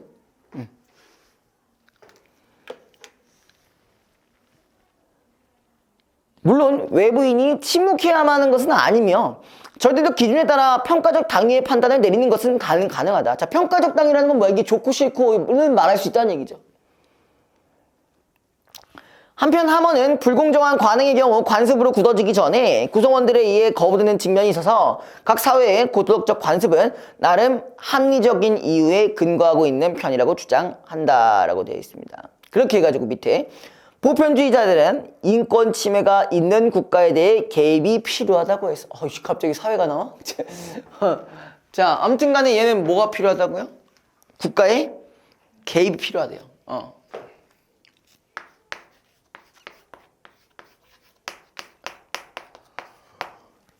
근데 자, 밑에 상대주의자들은 개별 국가의 인권에 대한 개입이 주권 침해 행위라고 본다. 오, 얘는 얘를 만약에 그대로 한다면은 주권을 침해한다고 하고 있네요. 국제사회는 양자의 절충을 위해 뭐야 이거? 커피 묻었나? 나 분명 이거 빨고 왔는데. 씨발. 좋댔네. 자, 아무튼 국제사회는 양자 절충 위해 노력해왔는데 국제인권조약의 유보와 관련된 합의가 그 대표적인 예이다. 자, 뭐가 나왔냐 드디어. 국제조약에 대해서 유보를 하는 거예요. 유보라는 게 뭔지 아세요? 유보 뭔지 알아?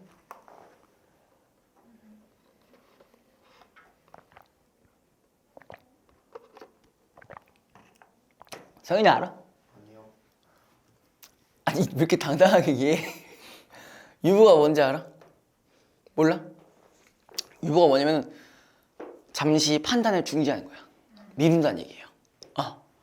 아까 얘기했잖아. 보편주의는 뭐 한다고 했어? 국가가 개입해야 한다고 보고 상대주의 입장에서는 주권을 침해한다고 했어. 근데 국제조약이라는 건 뭐예요? 일종의 보편적이라는 거예요. 근데 유보는 어쨌든 이 보편적인 거에 대해서 잠시나마 봐주는 거잖아. 그치? 그럼 이게 뭐에 가까운 거야? 상대주의에 대한 얘기랑 가까운 거지.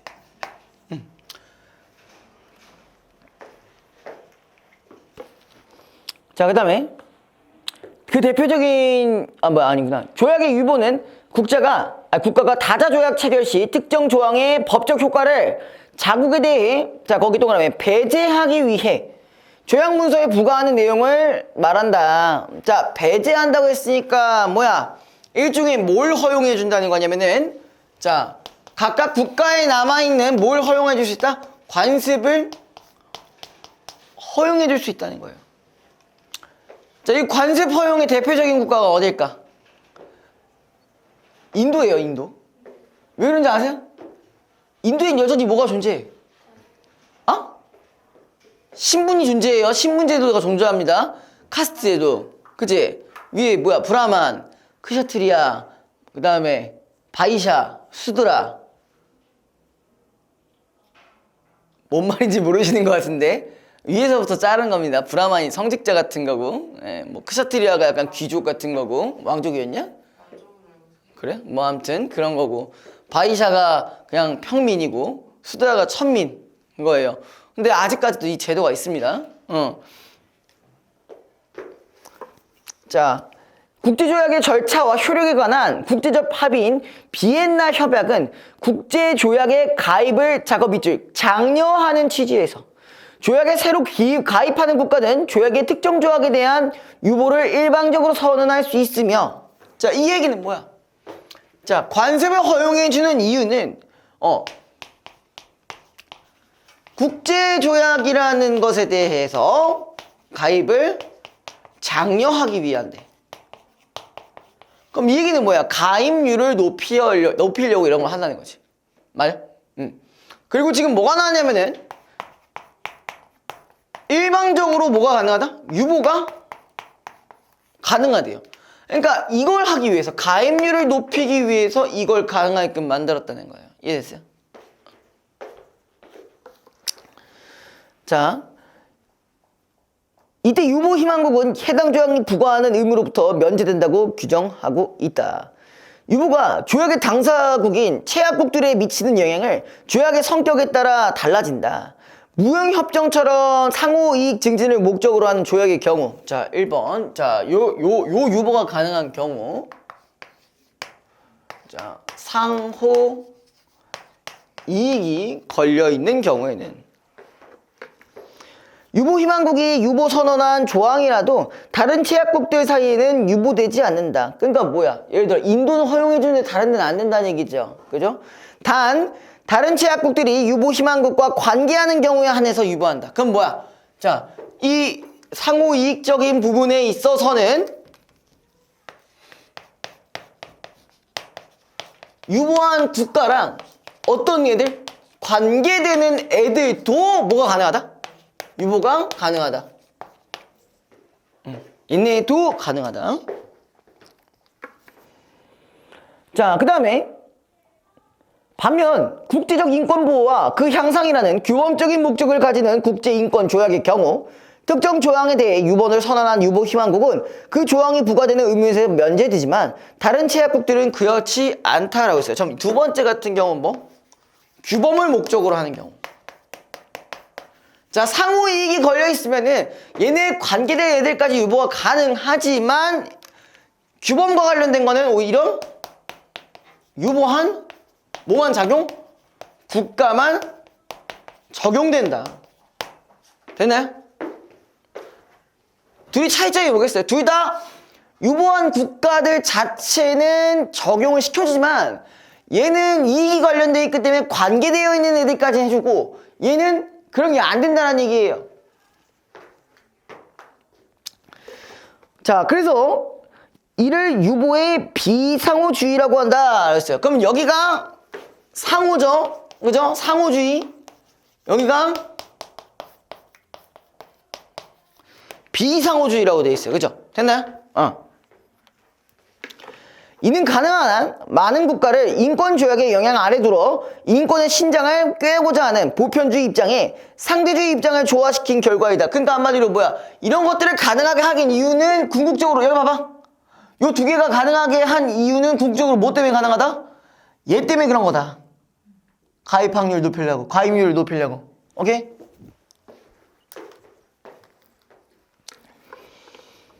자, 그 다음에 하몬의 견해처럼 특정 관습이 합리적인 이유에 의해 형성되어 있을 때 이에 근거한 유보선언을 한 채약국들이 용인될 수 있다는 것이다. 유보선언이 용인될 수 없을 정도로 비합리적인 관습에 따른 것이라면 채약국들은 이를 문제 삼을 수 있다. 유보 선언을 체약국들이 문제 삼았을 때는 국제기구의 판단에 따라 유보 자체가 무효가 될 수 있는데 이 경우 조약의 효력 문제가 제기된다. 이에 관련하여 여기까지 두 가지가 있는데요. 자, 첫 번째.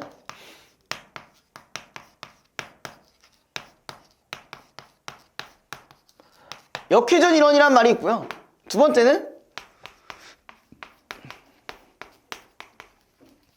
분리이론이라는 게 있습니다. 자, 역회전 이론은 유보의 무효가 조약에 대한 유보 희망국의 가입 자체를 유무효로 만들어 유보 희망국은 이 조약에서 배제되어야 한다고 본다. 그럼 이게 뭐예요? 뭘 부정하는 거야? 이거 자체를 부정하는 거야. 이거 자체를 부정해서 원래 가입시켰던 애들을 무효로 만들자는 얘기예요. 그럼 여기 부분이랑 위배가 되는 거지. 가입률을 하기 위해서 만든 이 부분을 부정하는 거잖아. 그죠? 자, 그 다음에 이 이론은 조약이 국가 동의에 의한다는 원칙에 부합하지만 국제인권의 보편성 등에는 부정적으로 작용한다. 이와 달리 분리이론은 유보의 무효는 애초부터 유보가 조약문서에 부과되지 않았던 상황인 것 같다고 보고 유보 희망국은 계속해서 조약 전체의 구속을 받아야 한다고 본다. 그러면은 분리이론 같은 경우는 뭐예요? 분리이론 같은 경우는 자, 유보는 안 되지만 그렇다고 해서 탈퇴시키는 건 아니야. 얘는 그냥 탈퇴를 시켜버리잖아요. 얘는 탈퇴는 안 시키되 뭐는 따를 수 있게 안 하는 거예요. 기본적으로 있었던 보편적인 것, 그죠? 보편적인 것들을 따르게 만든다는 얘기입니다. 자, 그 다음에 그런데 이는 조약이 국가 동의에 의한다는 원칙에 위배된다. 그래서 수정된 분리이론을 해당 유보가 조약 가입의 본질적인 조건이었는지를 판단하여 그러한 경우에는 조약에서 배제하고 그렇지 않은 경우를 해당 유보를 무효로 간주해야 된다고 주장한다라고 되어 있습니다. 자, 요거 28번이랑 29번 요거 풀어볼게요. 생각보다 할만합니다.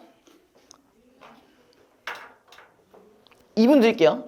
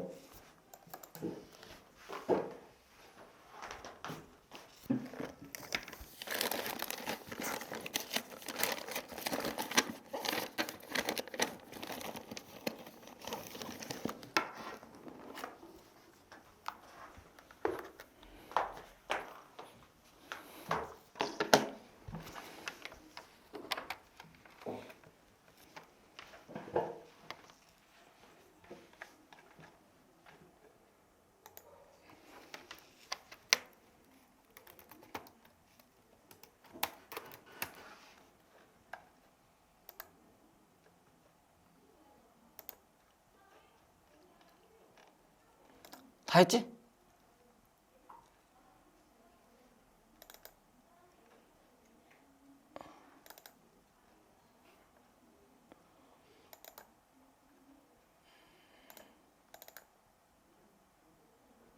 동의 되니?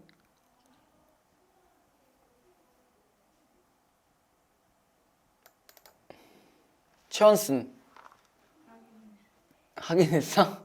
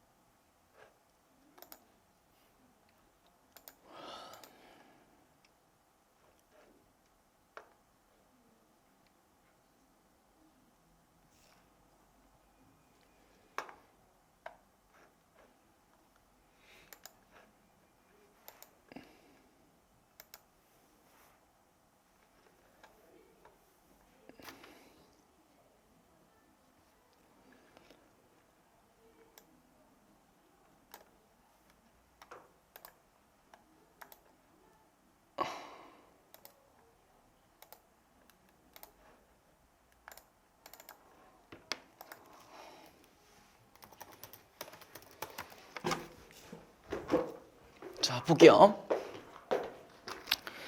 자, 28번. 이거 몇 번이라 하셨어요? 2번이요? 근접하지도 않잖아. 네?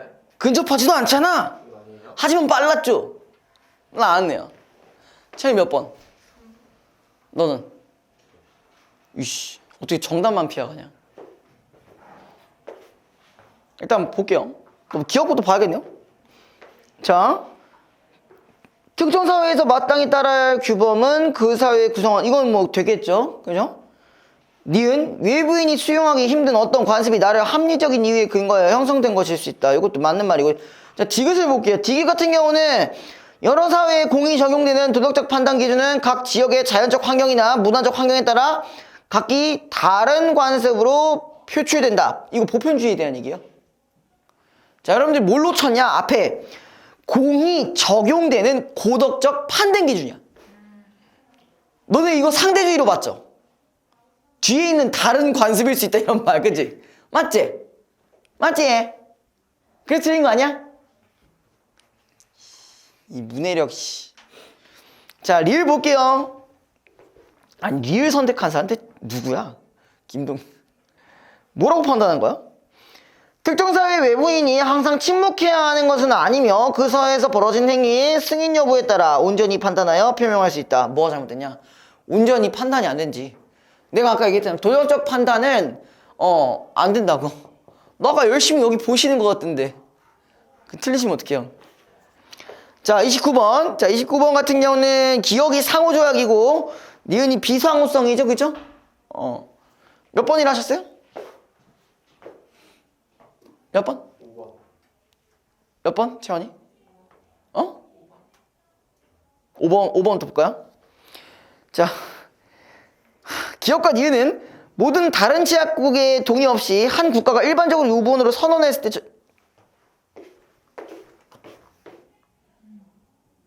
맞아. 맞다고. 일방적으로 할 수 있다고. 응. 일방적으로 할 수 있다고 했잖아. 동의를 왜 하고 자빠져 있어? 일방적인 거 가능한데. 자, 4번. 이 정답이거든요? 아니,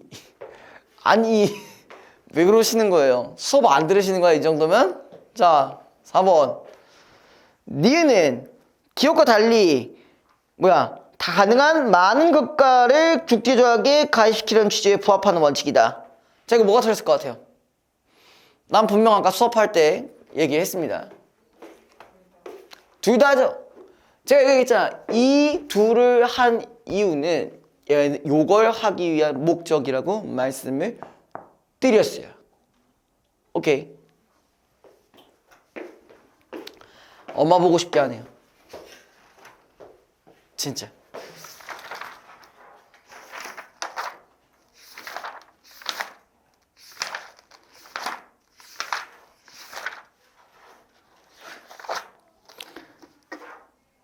자, 그 다음에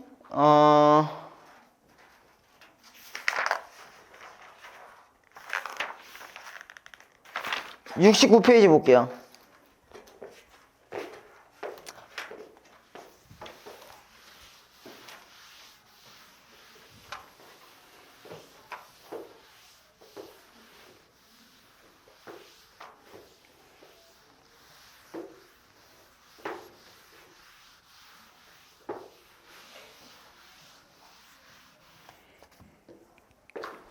아, 차라리 71페이지를 할까?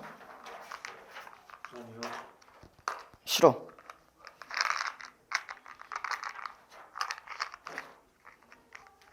(71) 페이지 할까? 왜? 왜? 너네 멘탈 터뜨리고 싶은데? 이게 뭐, 야, 이꼴랑 그걸로 터지면 어떡해?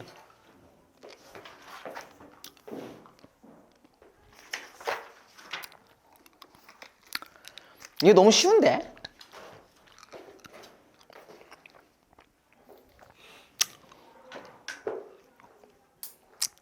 그래, 이것도 틀리시면 나는 안 됩니다, 이거. 그래요. 인상주의 화가보다는 순자가 낫다 이거죠. 그죠? 자, 볼게요. 69페이지. 순자의 이야기 맞습니다. 우리 보통 순자 얘기하면 뭐랑 관련돼 있죠? 순자. 공자. 공자 맹자는 뭐야? 성선설. 순자는 성악설. 원래부터 악한 새끼들밖에 없다. 그 다음에 악하지도 선하지도 않다 했던 애는 있는데, 응? 성무선악선이라고 해서. 고자. 왜? 찔려? 선생님, 지금부터 아이를 낳을 수가 없어요. 아무것도 없으니까 성무선악선이에요, 그냥. 볼게요.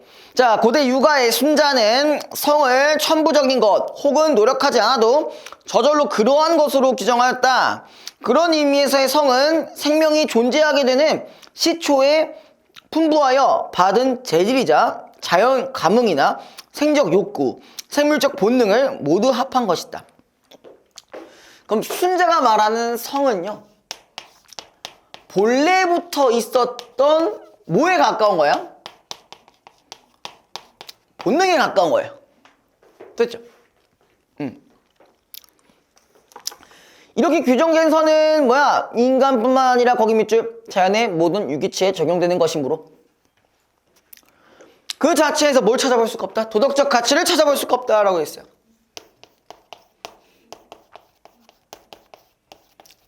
여기서는 도덕적 가치를 찾아볼 수가 없다.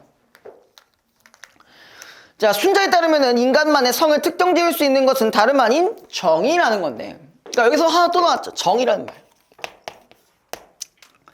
이 정은 뭐야? 뭐만 있다고요?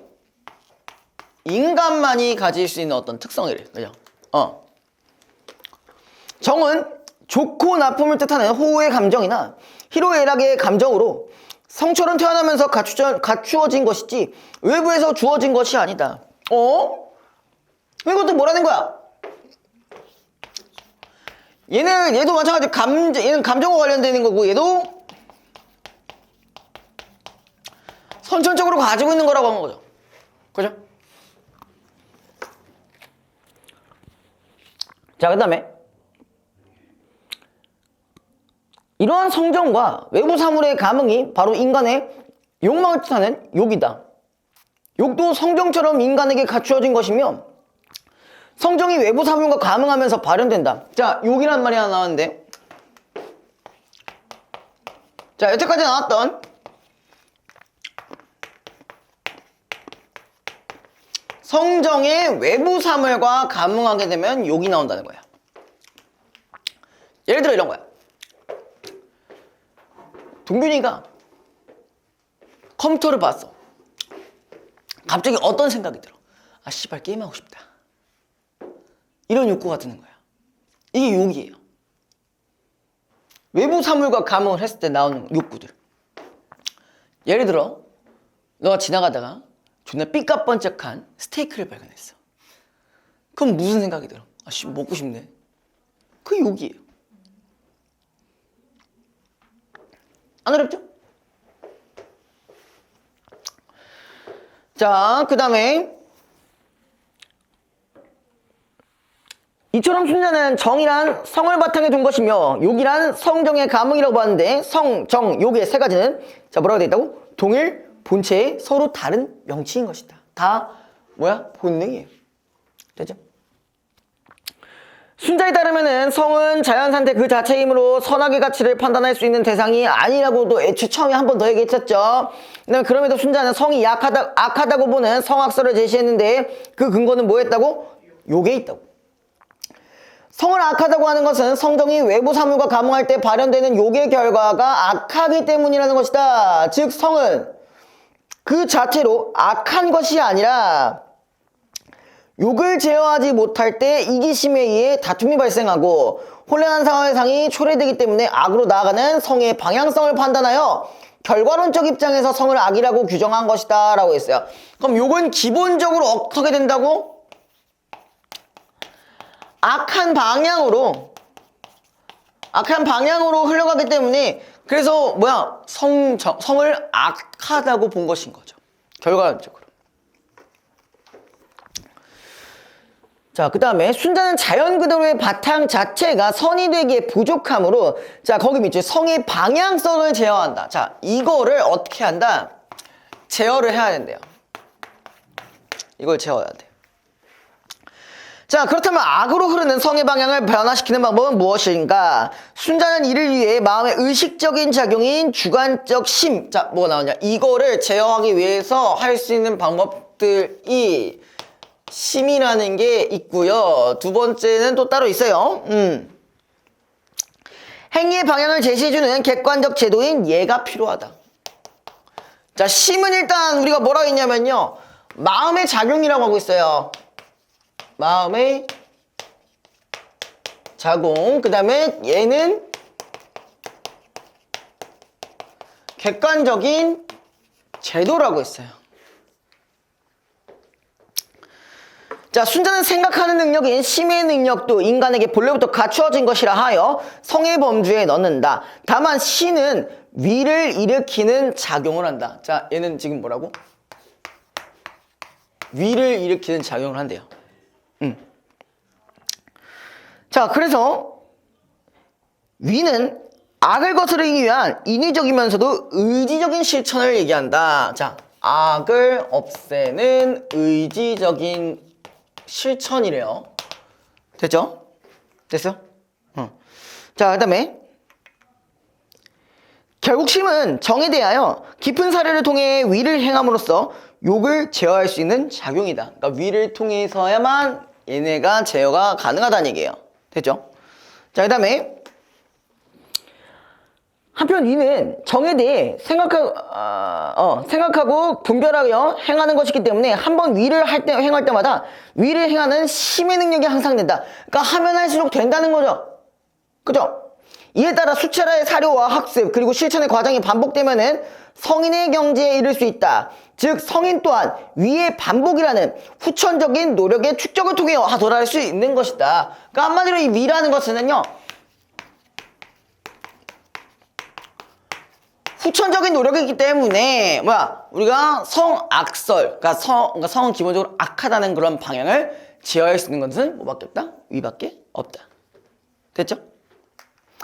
자, 그 다음에 얘는 심의 사려작용을 바탕으로 하는 위를 제도한 규범이다. 순자는 이 규범이 성인의 생각을 거듭하여 만들어낸 것이라고 봤는데, 순자의 성악설은 예에 대한 교육이 가해질 경우 인성은 물론 어지러운 세상도 바로잡을 수 있다는 적극적인 뜻을 함축하고 있다. 이것이 바로 순자가 말하는 성과 위의 할 일이다. 결국 순자의 사상에 있어서 근본은 성이 아니라 위인 것이다 라고 했어요. 그쵸? 악을 제어하는 게 가장 중요하다 했어요. 이러한 이유로 순자는 인이란 문화요 합리성을 위한 융성함이라 하여 위를 강조하였다라고 되어 있네요. 자, 요거 1, 2, 3번이 바로 풀어봅시다. 3번이면 되겠죠?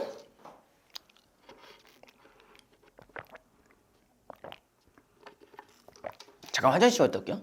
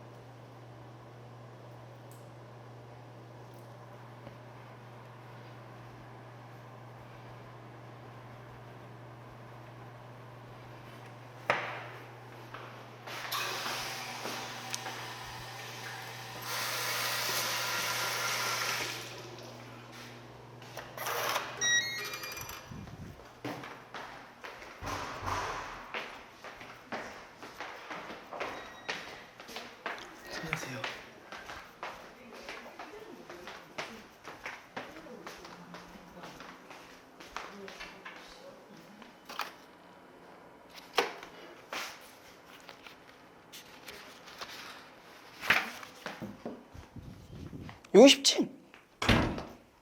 안 쉬워요?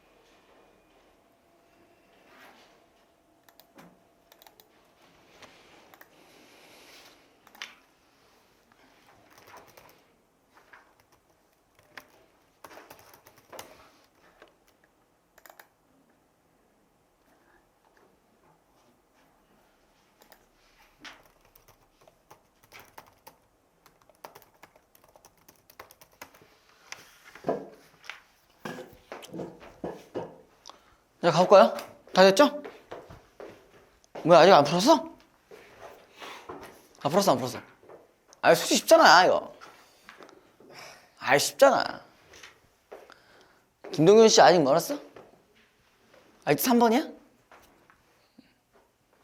아이, 뭐 쉽잖아. 3번은 모르면 안 되는데. 굳이 맹자랑 비교를 한다는 건 뭐겠어. 성선성과 성악설에 대한 얘기겠죠.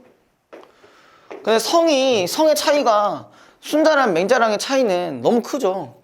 맹자는 이 성 자체를 수양의 대상으로 보고 있고요. 그리고 이제 순자 같은 경우는 이 성 자체를 매우 자연스러운 거기 때문에 도덕적 판단이 불가능하다는 거 생각을 해봐야 돼요. 자, 1번 봅시다. 자, 윗글의 순자에 대한 이해로 적절하지 않은 것은, 자, 1번 인간의 성, 정, 욕은 동일 본체에 서로 다른 명칭. 이거 맞잖아. 얘네 한 번에 다 이게 딱 같은 거라고 했잖아요, 그죠? 그 다음 2번 정은 인간을 동물과 구분할 수 있는 인간만의 특징이라고 보았다. 이건 맞고. 3번 인간의 생리적 욕구나 생물적 본능은 성에 대한 거라고 말씀드렸죠. 졸려? 아니요. 졸린 것 같은데? 아니에요. 4번 후천적인 노력을 통해 누구나 성인의 경지에 이룰 수 있다. 그치? 위를 통해서 성인의 경지를 노려볼 수 있다라고 했었어요. 그 다음 5번 인간이 느낄 수 있는 호의 감정이, 자, 일단 이건 뭐야? 호의 감정. 뭐에다가 성, 정, 욕 중에 정이죠. 대상에게 주어진 것이라고 보았다. 대상에서 주어지면, 자, 감정이 대상에 주어진 거면 뭐야? 욕이잖아. 그죠? 이건 전혀 다른 말이죠. 2번 윗글에 나타난 위에 대한 설명으로 가장 적절한 것은, 너무 쉽죠? 뭐야? 그러니까 악으로 흐르는 방향을 선한 방향으로 제어한다라는 거를 반드시 알고 있었으면 됩니다. 3번. 자, 이거 제가 뭐 보기 읽어드릴 필요 없죠? 자, 3번 순자와 맹자는 모두 인간의 심이 태성부터 갖추어진 성에 속해 있다고 보았다. 이건 맞죠? 2번 순자는 성 자체가 도덕적 가치 판단의 대상은 아니라고 보았고, 맞죠? 여기까지. 맹자는 성 자체에 도덕성이 있다고 보았다. 이것도 맞죠? 3번 순자는 얘를 선에 대한 실천을 유도하는 제도, 위를 실천하는 제도증으로 봤다고 했죠. 맹자는 얘를 심을 통해 도달하는 선 중에 하나로 보았다. 그치? 얘는 선이라고. 자, 4번. 순자는 심의 사료작용을 통해 성이 외부 대상과 감응한다라고 보았다. 자, 일단 이렇게 봐봐야 돼요. 심의 사료작용은 뭐야? 위요. 위는 선함이 했어요. 근데 여기서 성이 외부 대상과 감응한다면 뭐가 되는 거야? 욕이 되는 거잖아요. 요거부터 틀렸죠? 그렇게 접근하셨어야 돼요. 자, 요거 다음 지문이 인상주의인데 전 이걸 영상으로 주지 않을 겁니다. 저랑 할 거예요. 제 수업 때 할 거예요. 네? 수업 때 할 거라고. 다음 주요? 네. 이런 걸 영상으로 보여줄 순 없지. 예. 이걸 영상으로 해줄 순 없지. 예. 쉬운 걸로 해드릴게요. 쉬운 거를 여기 보면은 그 중위 투표제라는 게 있는데 77페이지에 그건 내가 영상으로 줄게. 이건 존나 쉽거든. 내가 어려운 거 2개로 여러분들이 박살낼 겁니다. 중위 투표자가 있어. 77페이지에. 어려워 보여요. 그게 뭐야? 이거 존나 쉬워. 아 진짜요? 이거 3개 중에 제일 쉬워. 세 개 중에 쉬워서 쉬워. 아니, 그러니까 뭐냐면, 그러니까 간단하게 설명하면은 중위 투표자라는 게 뭐 전체 뭐 10,000명이 투표했다고 쳐. 10,000명이 투표했다고 치면은 여기서 5,000명째의 투표자를 얘기하는 거야. 그러니까 찬성에 뭐 예를 들어 4,900표 했었어. 그다음에 반대에 뭐 예를 들어서 5,000표가 있었어. 그 중간에 있는 중간에 뭐 난 상관없다. 이게 100명이 있어. 그 100명 중에 있는 요 포인트가 중위 투표자라는 얘기야. 그래서 정책 결정을 할 때 항상 최대한 많은 득표수를 얻기 위해서는 최대한 중간에 가깝게끔 세팅을 한다는 얘기가 뭐 이런 내용의 핵심입니다. 별로 없습니다. 인상주의학보다 나 인상주의학은 주가 뭐가 있냐면은 색의 삼원색, 빛의 삼원색, 보색, 가시광선, 주파수, 파장, 갑자기 주파수가 왜? 태양광선, 가시광선 때문에 가시광선이 어떠냐에 따라 다른 그런 거니까 안심하시면 됩니다. 자, 볼게요. 요것만 하면 끝이니까 조금만 버텨봅시다. 혹시 더워요? 더워서 그런 거야? 그런 거 아니죠? 이제 좀 살아나신 것 같은데? 카페인이 약간 효과를 보지 못했던 것 같은데요? 괜찮아요, 이제? 더 드셔야 될 것 같은데? 자, 볼게요. 서로 다른 정치적 성향을 지닌 정당들이 어떤 쟁점에 대해 대동소이한 정책을 내세우는 경우가 있다. 그러니까 정당들이 막 비스무리한 정책을 하는 경우가 있다고 했죠. 뭐 예를 들어 다른 정치적 성향이라고 한다면 뭐 이제 우리나라만 하면 빨간 맛과 파란 맛이 있겠죠. 이걸 대놓고 얘기할 수는 없어요. 아시죠? 큰일 납니다. 자, 그럴 때에는 대개 해당 정책의 내용이 양극단의 입장에 있지 않고 중간적 입장으로 구성되곤 한다. 이처럼 각 정당의 정치적 성향과 달리 중간적 입장을 취하게 되는 이유에 대해 정치학자 다운스는 뭐라고 했냐? 중위 투표자 정리라고 했어요. 중위 투표자.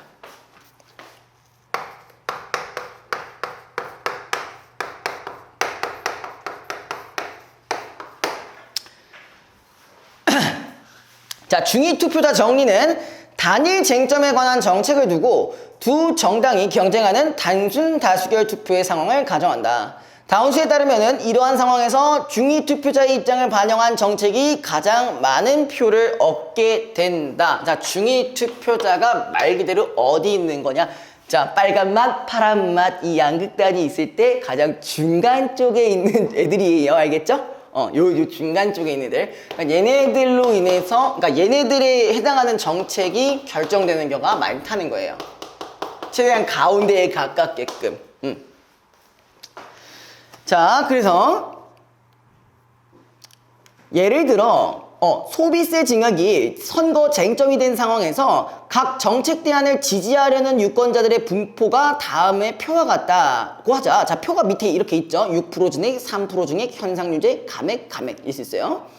자, 그래서 이때 15명자의 유권자 중 한쪽 끝에 위치한 대안을 지지하는 유권자에서부터 시작하여 8번째 유권자가 중위 투표자에 해당한다. 즉 이 경우 1과 경우 2에서의 중위투표는 3안을 차지한다. 근데 중간적인 애들이 어디 있어? 지금 경우 1에서도 3안에 있죠. 8번째 애들이 다 3안에 있잖아. 그쵸? 15명 중에 3, 3이고 나 뒤에도 3, 3으로 돼 있으니까 그냥 중간 애들은 여기 중간에 있을 거 아니야. 맞죠? 그 다음에 경우 2 같은 경우는 좀 극단적이긴 한데 양 끝에 7명씩 있고 그 중간 애들이 어디에 있어요? 3안에 하나 이렇게 있습니다. 자, 중위투표자 정리에 따르면은 경우 1에서는 3안이 가장 유력한 대안이 된다. 그래서 여러 대안 중 3안에 가까운 대안을 제시하는 쪽이 투표에서 승리한다. 그러니까 지금 여기 뭐가 있냐면은 각각 3명의 애들이 지금 투표를 한 상황이 아니라 이런 걸 지지한다는 상황이야. 실제 투표에서는 뭐야? 예를 들어서 2안과 3안을 논라쳤을 때 자, 어디가 더 유리하겠어? 3안이 더 유리하겠지. 왜? 경우 1만 봐도 몇 명이야? 4안인 애들들 3안을 택하겠지. 2안을 택하진 않을 거 아니에요. 맞죠? 5안도 마찬가지고요. 그죠? 자, 이러한 결론은 유권자들에게서 자 거기 밑줄 단봉선호의 특성이 나타나는 전제로 한다. 단봉선호란 각 대안들로부터 유권자가 얻는 효용은 각자가 가장 선호하는 대안으로부터 어느 방향으로든지 멀어질수록 낮아지는 상황을 뜻한다. 예컨대 2안을 가장 선호하는 유권자는 4안보다는 3안을 더 선호하는 상황. 왜? 손해를 덜 보려고 하는 거니까. 맞죠? 맞아요? 자, 그 다음에 자, 5안을 가장 선호하는 유권자가 4안, 3안, 2안, 1안의 순으로 선호를 보이면은 단봉 선호의 특성이 나타나는 것이다. 경우 1에서 정당 A가 1안을, 정당 B가 4안을 채택했다고 하자. 이럴 때 1안 또는 2안을 가장 선호하는 유권자들은 정당 A에, 나머지 유권자들은 정당 B에 투표할 것이다. 그렇겠죠. 아무래도 극단에 있는 애들이 조금 극단에 있는 애들까지는 A 쪽으로 갈 것이고, 근데 그 중간에 이상에 있는 애들은 다 저쪽으로 갈 거네요. 그죠? 그 결과 중위투표자가 지지하는 3안에 보다 가까운 대안을 채택한 정당 B가 승리한다 라고 되어 있고요.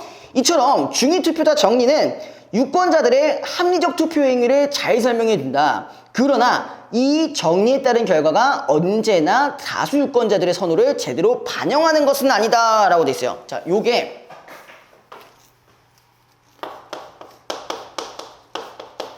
자, 반드시 반영은 안 되는 경우가 있었댔어요. 경우 1 같은 경우는 그게 반영이 된 상황이죠. 왜? 그 유권자들의 그 지지가 골고루 퍼져 있었기 때문에. 그죠? 근데 이번에는 안 돼. 경우 2번과 관련된 걸 봐야 돼요. 자, 그래서 경우 2에서 모든 유권자가 단봉 선호의 특성을 보일 때 정당 A가 1안을, 정당 B가 3안을 채택했다고 하자. 중위투표자 정리에 따르면은 5안을 가장 선호하는 7명도 정당 B에 투표할 것이므로 정당 B가 승리할 것이다. 그러나 3안을 가장 선호하는 유권자는 뭐야? 단 한 명밖에 없고 나머지 유권자들은 극단적인 입장을 보이고 있다. 즉 소비세가 현상 유지될 것으로 보이는 선거 결과는 자 뭐라고 되어 있어요? 대다수 유권자들의 입장을 제대로 반영하지 못한 거다. 그러니까 뭘 통해서? 방금 경우 2에 통해서. 경우 2 같은 경우는 서로 얘네가 너무나도 극단적이기 때문에 그죠? 너무나도 극단적이기 때문에 다 제대로 반영이 안 된다는 얘기예요. 자, 그 다음에 다운스는 이러한 상황이 반복적으로 발생될 때 극단 상황이 반복적으로 발생될 때 유권자들에게 투표 참여를 회피하는 성향이 나타난다고 보았다. 자, 요게 계속되면요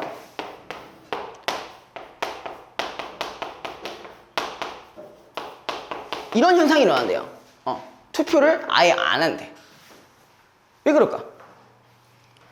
어차피 정책은 이미 결정이 되었고 내가 원하는 만큼 되지 않으니 굳이 내가 해봐야 의미가 없다라고 생각할 수 있겠죠. 그죠? 자, 유권자들이 각 정당의 정책을 파악하여 투표에 참여하는 것은 일종의 뭐라고 있어요? 비용이라고 있어요. 투표 참여는 비용. 그리고 투표를 통해서 자신이 선호하는 정책이 시행되도록 만드는 것은 유권자에게 이익이다라고 있어요. 그러니까 뭐야? 비용을 소모하여 이익을 획득하려는 게 유권자들의 마음인 거죠. 우리가 경제적으로 생각해봐도 그렇죠. 뭐 이득을 뭔가 어떤 특정 이익을 얻기 위해서 비용이 필요하대. 그러면은 그러니까 비용이 나에게 부담스러운지 안 부담스러운지에 따라 투자를 할 수도 있고 투자를 하지 않을 경우도 있는 거잖아요. 그죠? 그거랑 똑같은 거예요. 그런데 중위투표자 정리에 따르면은 정당들이 자신의 정치적 성향을 반영하는 정책을 제시하기보다는 자 거기 밑줄 선거 승리만을 목적으로 중위투표자 입장에 가까운 정책을 제시하는 경우가 발생하기 쉽다. 우리나라에서도 그런 일이 종종 있는 것 같지만 저는 말하지 않겠습니다. 말하지 않을게요. 분명 이분들은 빨간 맛인데 왜 자꾸 파란 여기까지 할게요. 알죠? 무슨 느낌인지 아시죠?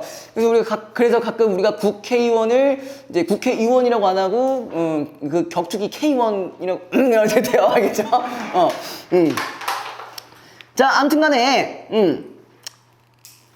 중위표제 그럴 경우 유권자 전체의 선호가 제대로 반영되지 못하는 상황이 빈번해질 것이고가 요 경우죠. 요거 계속 나올 것이고 그 다음에 많은 유권자들은 투표의 이익보다 비용이 더 크다고 생각해요. 그렇지 해봐야 의미가 없겠네 하면서 투표에 나서지 않을 것이다 라고 되어 있습니다.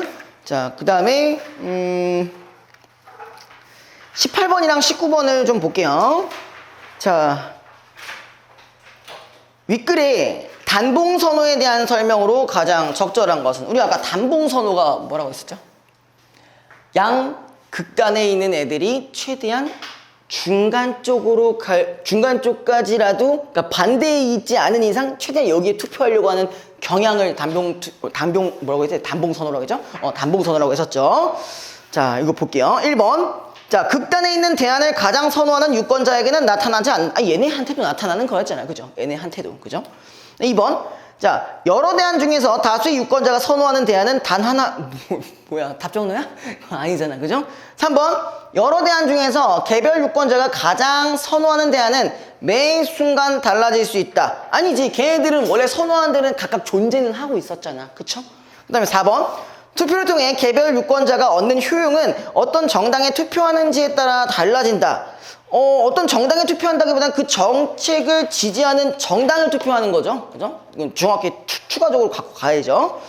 자, 5번. 어떤 대안으로부터 개별 유권자가 얻는 효용은 가장 선호하는 대안과의 입장 차이가 클수록 낮아진다. 자기한테 불리하다고 생각하는 거잖아. 그치?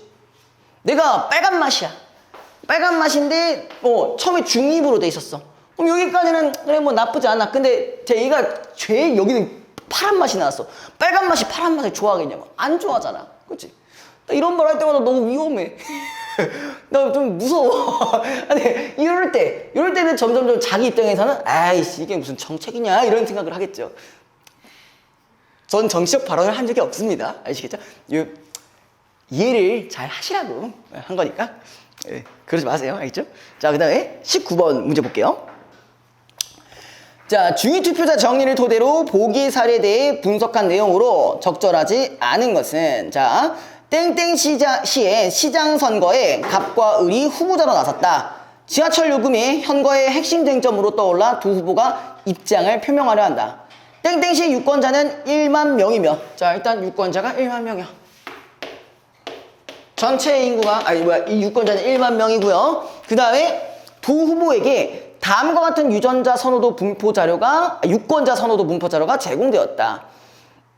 땡땡시의 유권자는 모두 이 쟁점에 대해 단봉 선호의 특성이 나타나며 이 쟁점에 대한 선호를 토대로 유권자 전원이 투표한다. 방금 이렇게 DNA, RNA만 해서 자꾸 유권자 유전자로 보이냐 진짜. 자, 여기 예정이다 라고 되어 있네요. 자, 일단 여기 양극단으로 나눠보자면 10% 인하, 10% 인상이 이렇게 두 가지로 나눠질 거고그 다음에 있는 중간적인 굳이 얘기하자면 여기서 중간자적인 애들이 어디에 있는 거야? 5% 인상 쪽에 있는 거죠. 그쵸? 그러니까 10,000명 중에서 5,000명 이후의 사람들이니까. 그죠?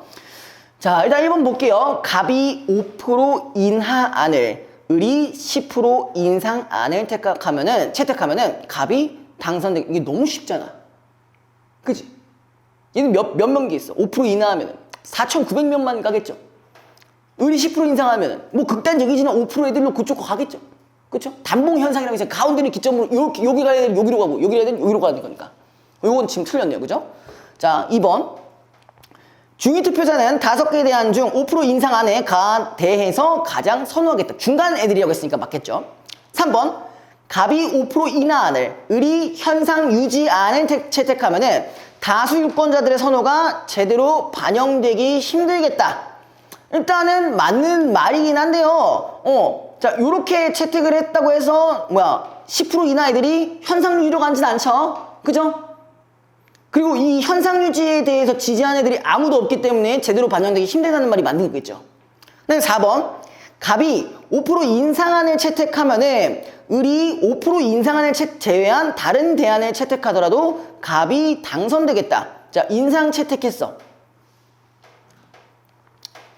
얘를 체크하게 되면은 어디까지 애들이 가는 거야? 갑이 5% 인상안을 채택하면은 300명 플러스 4,800명까지 가는 거잖아. 그쵸? 그죠? 그럼 다른 걸 채택하더라도 갑이 무조건 되는 거지. 맞죠? 갑이 이걸 이거 헷갈리지 마세요. 갑과 을은 지금 뭐 빨간맛, 파란맛 이런 거 아닙니다. 그냥 얘들이 정책만 선택하는 거예요. 알겠죠?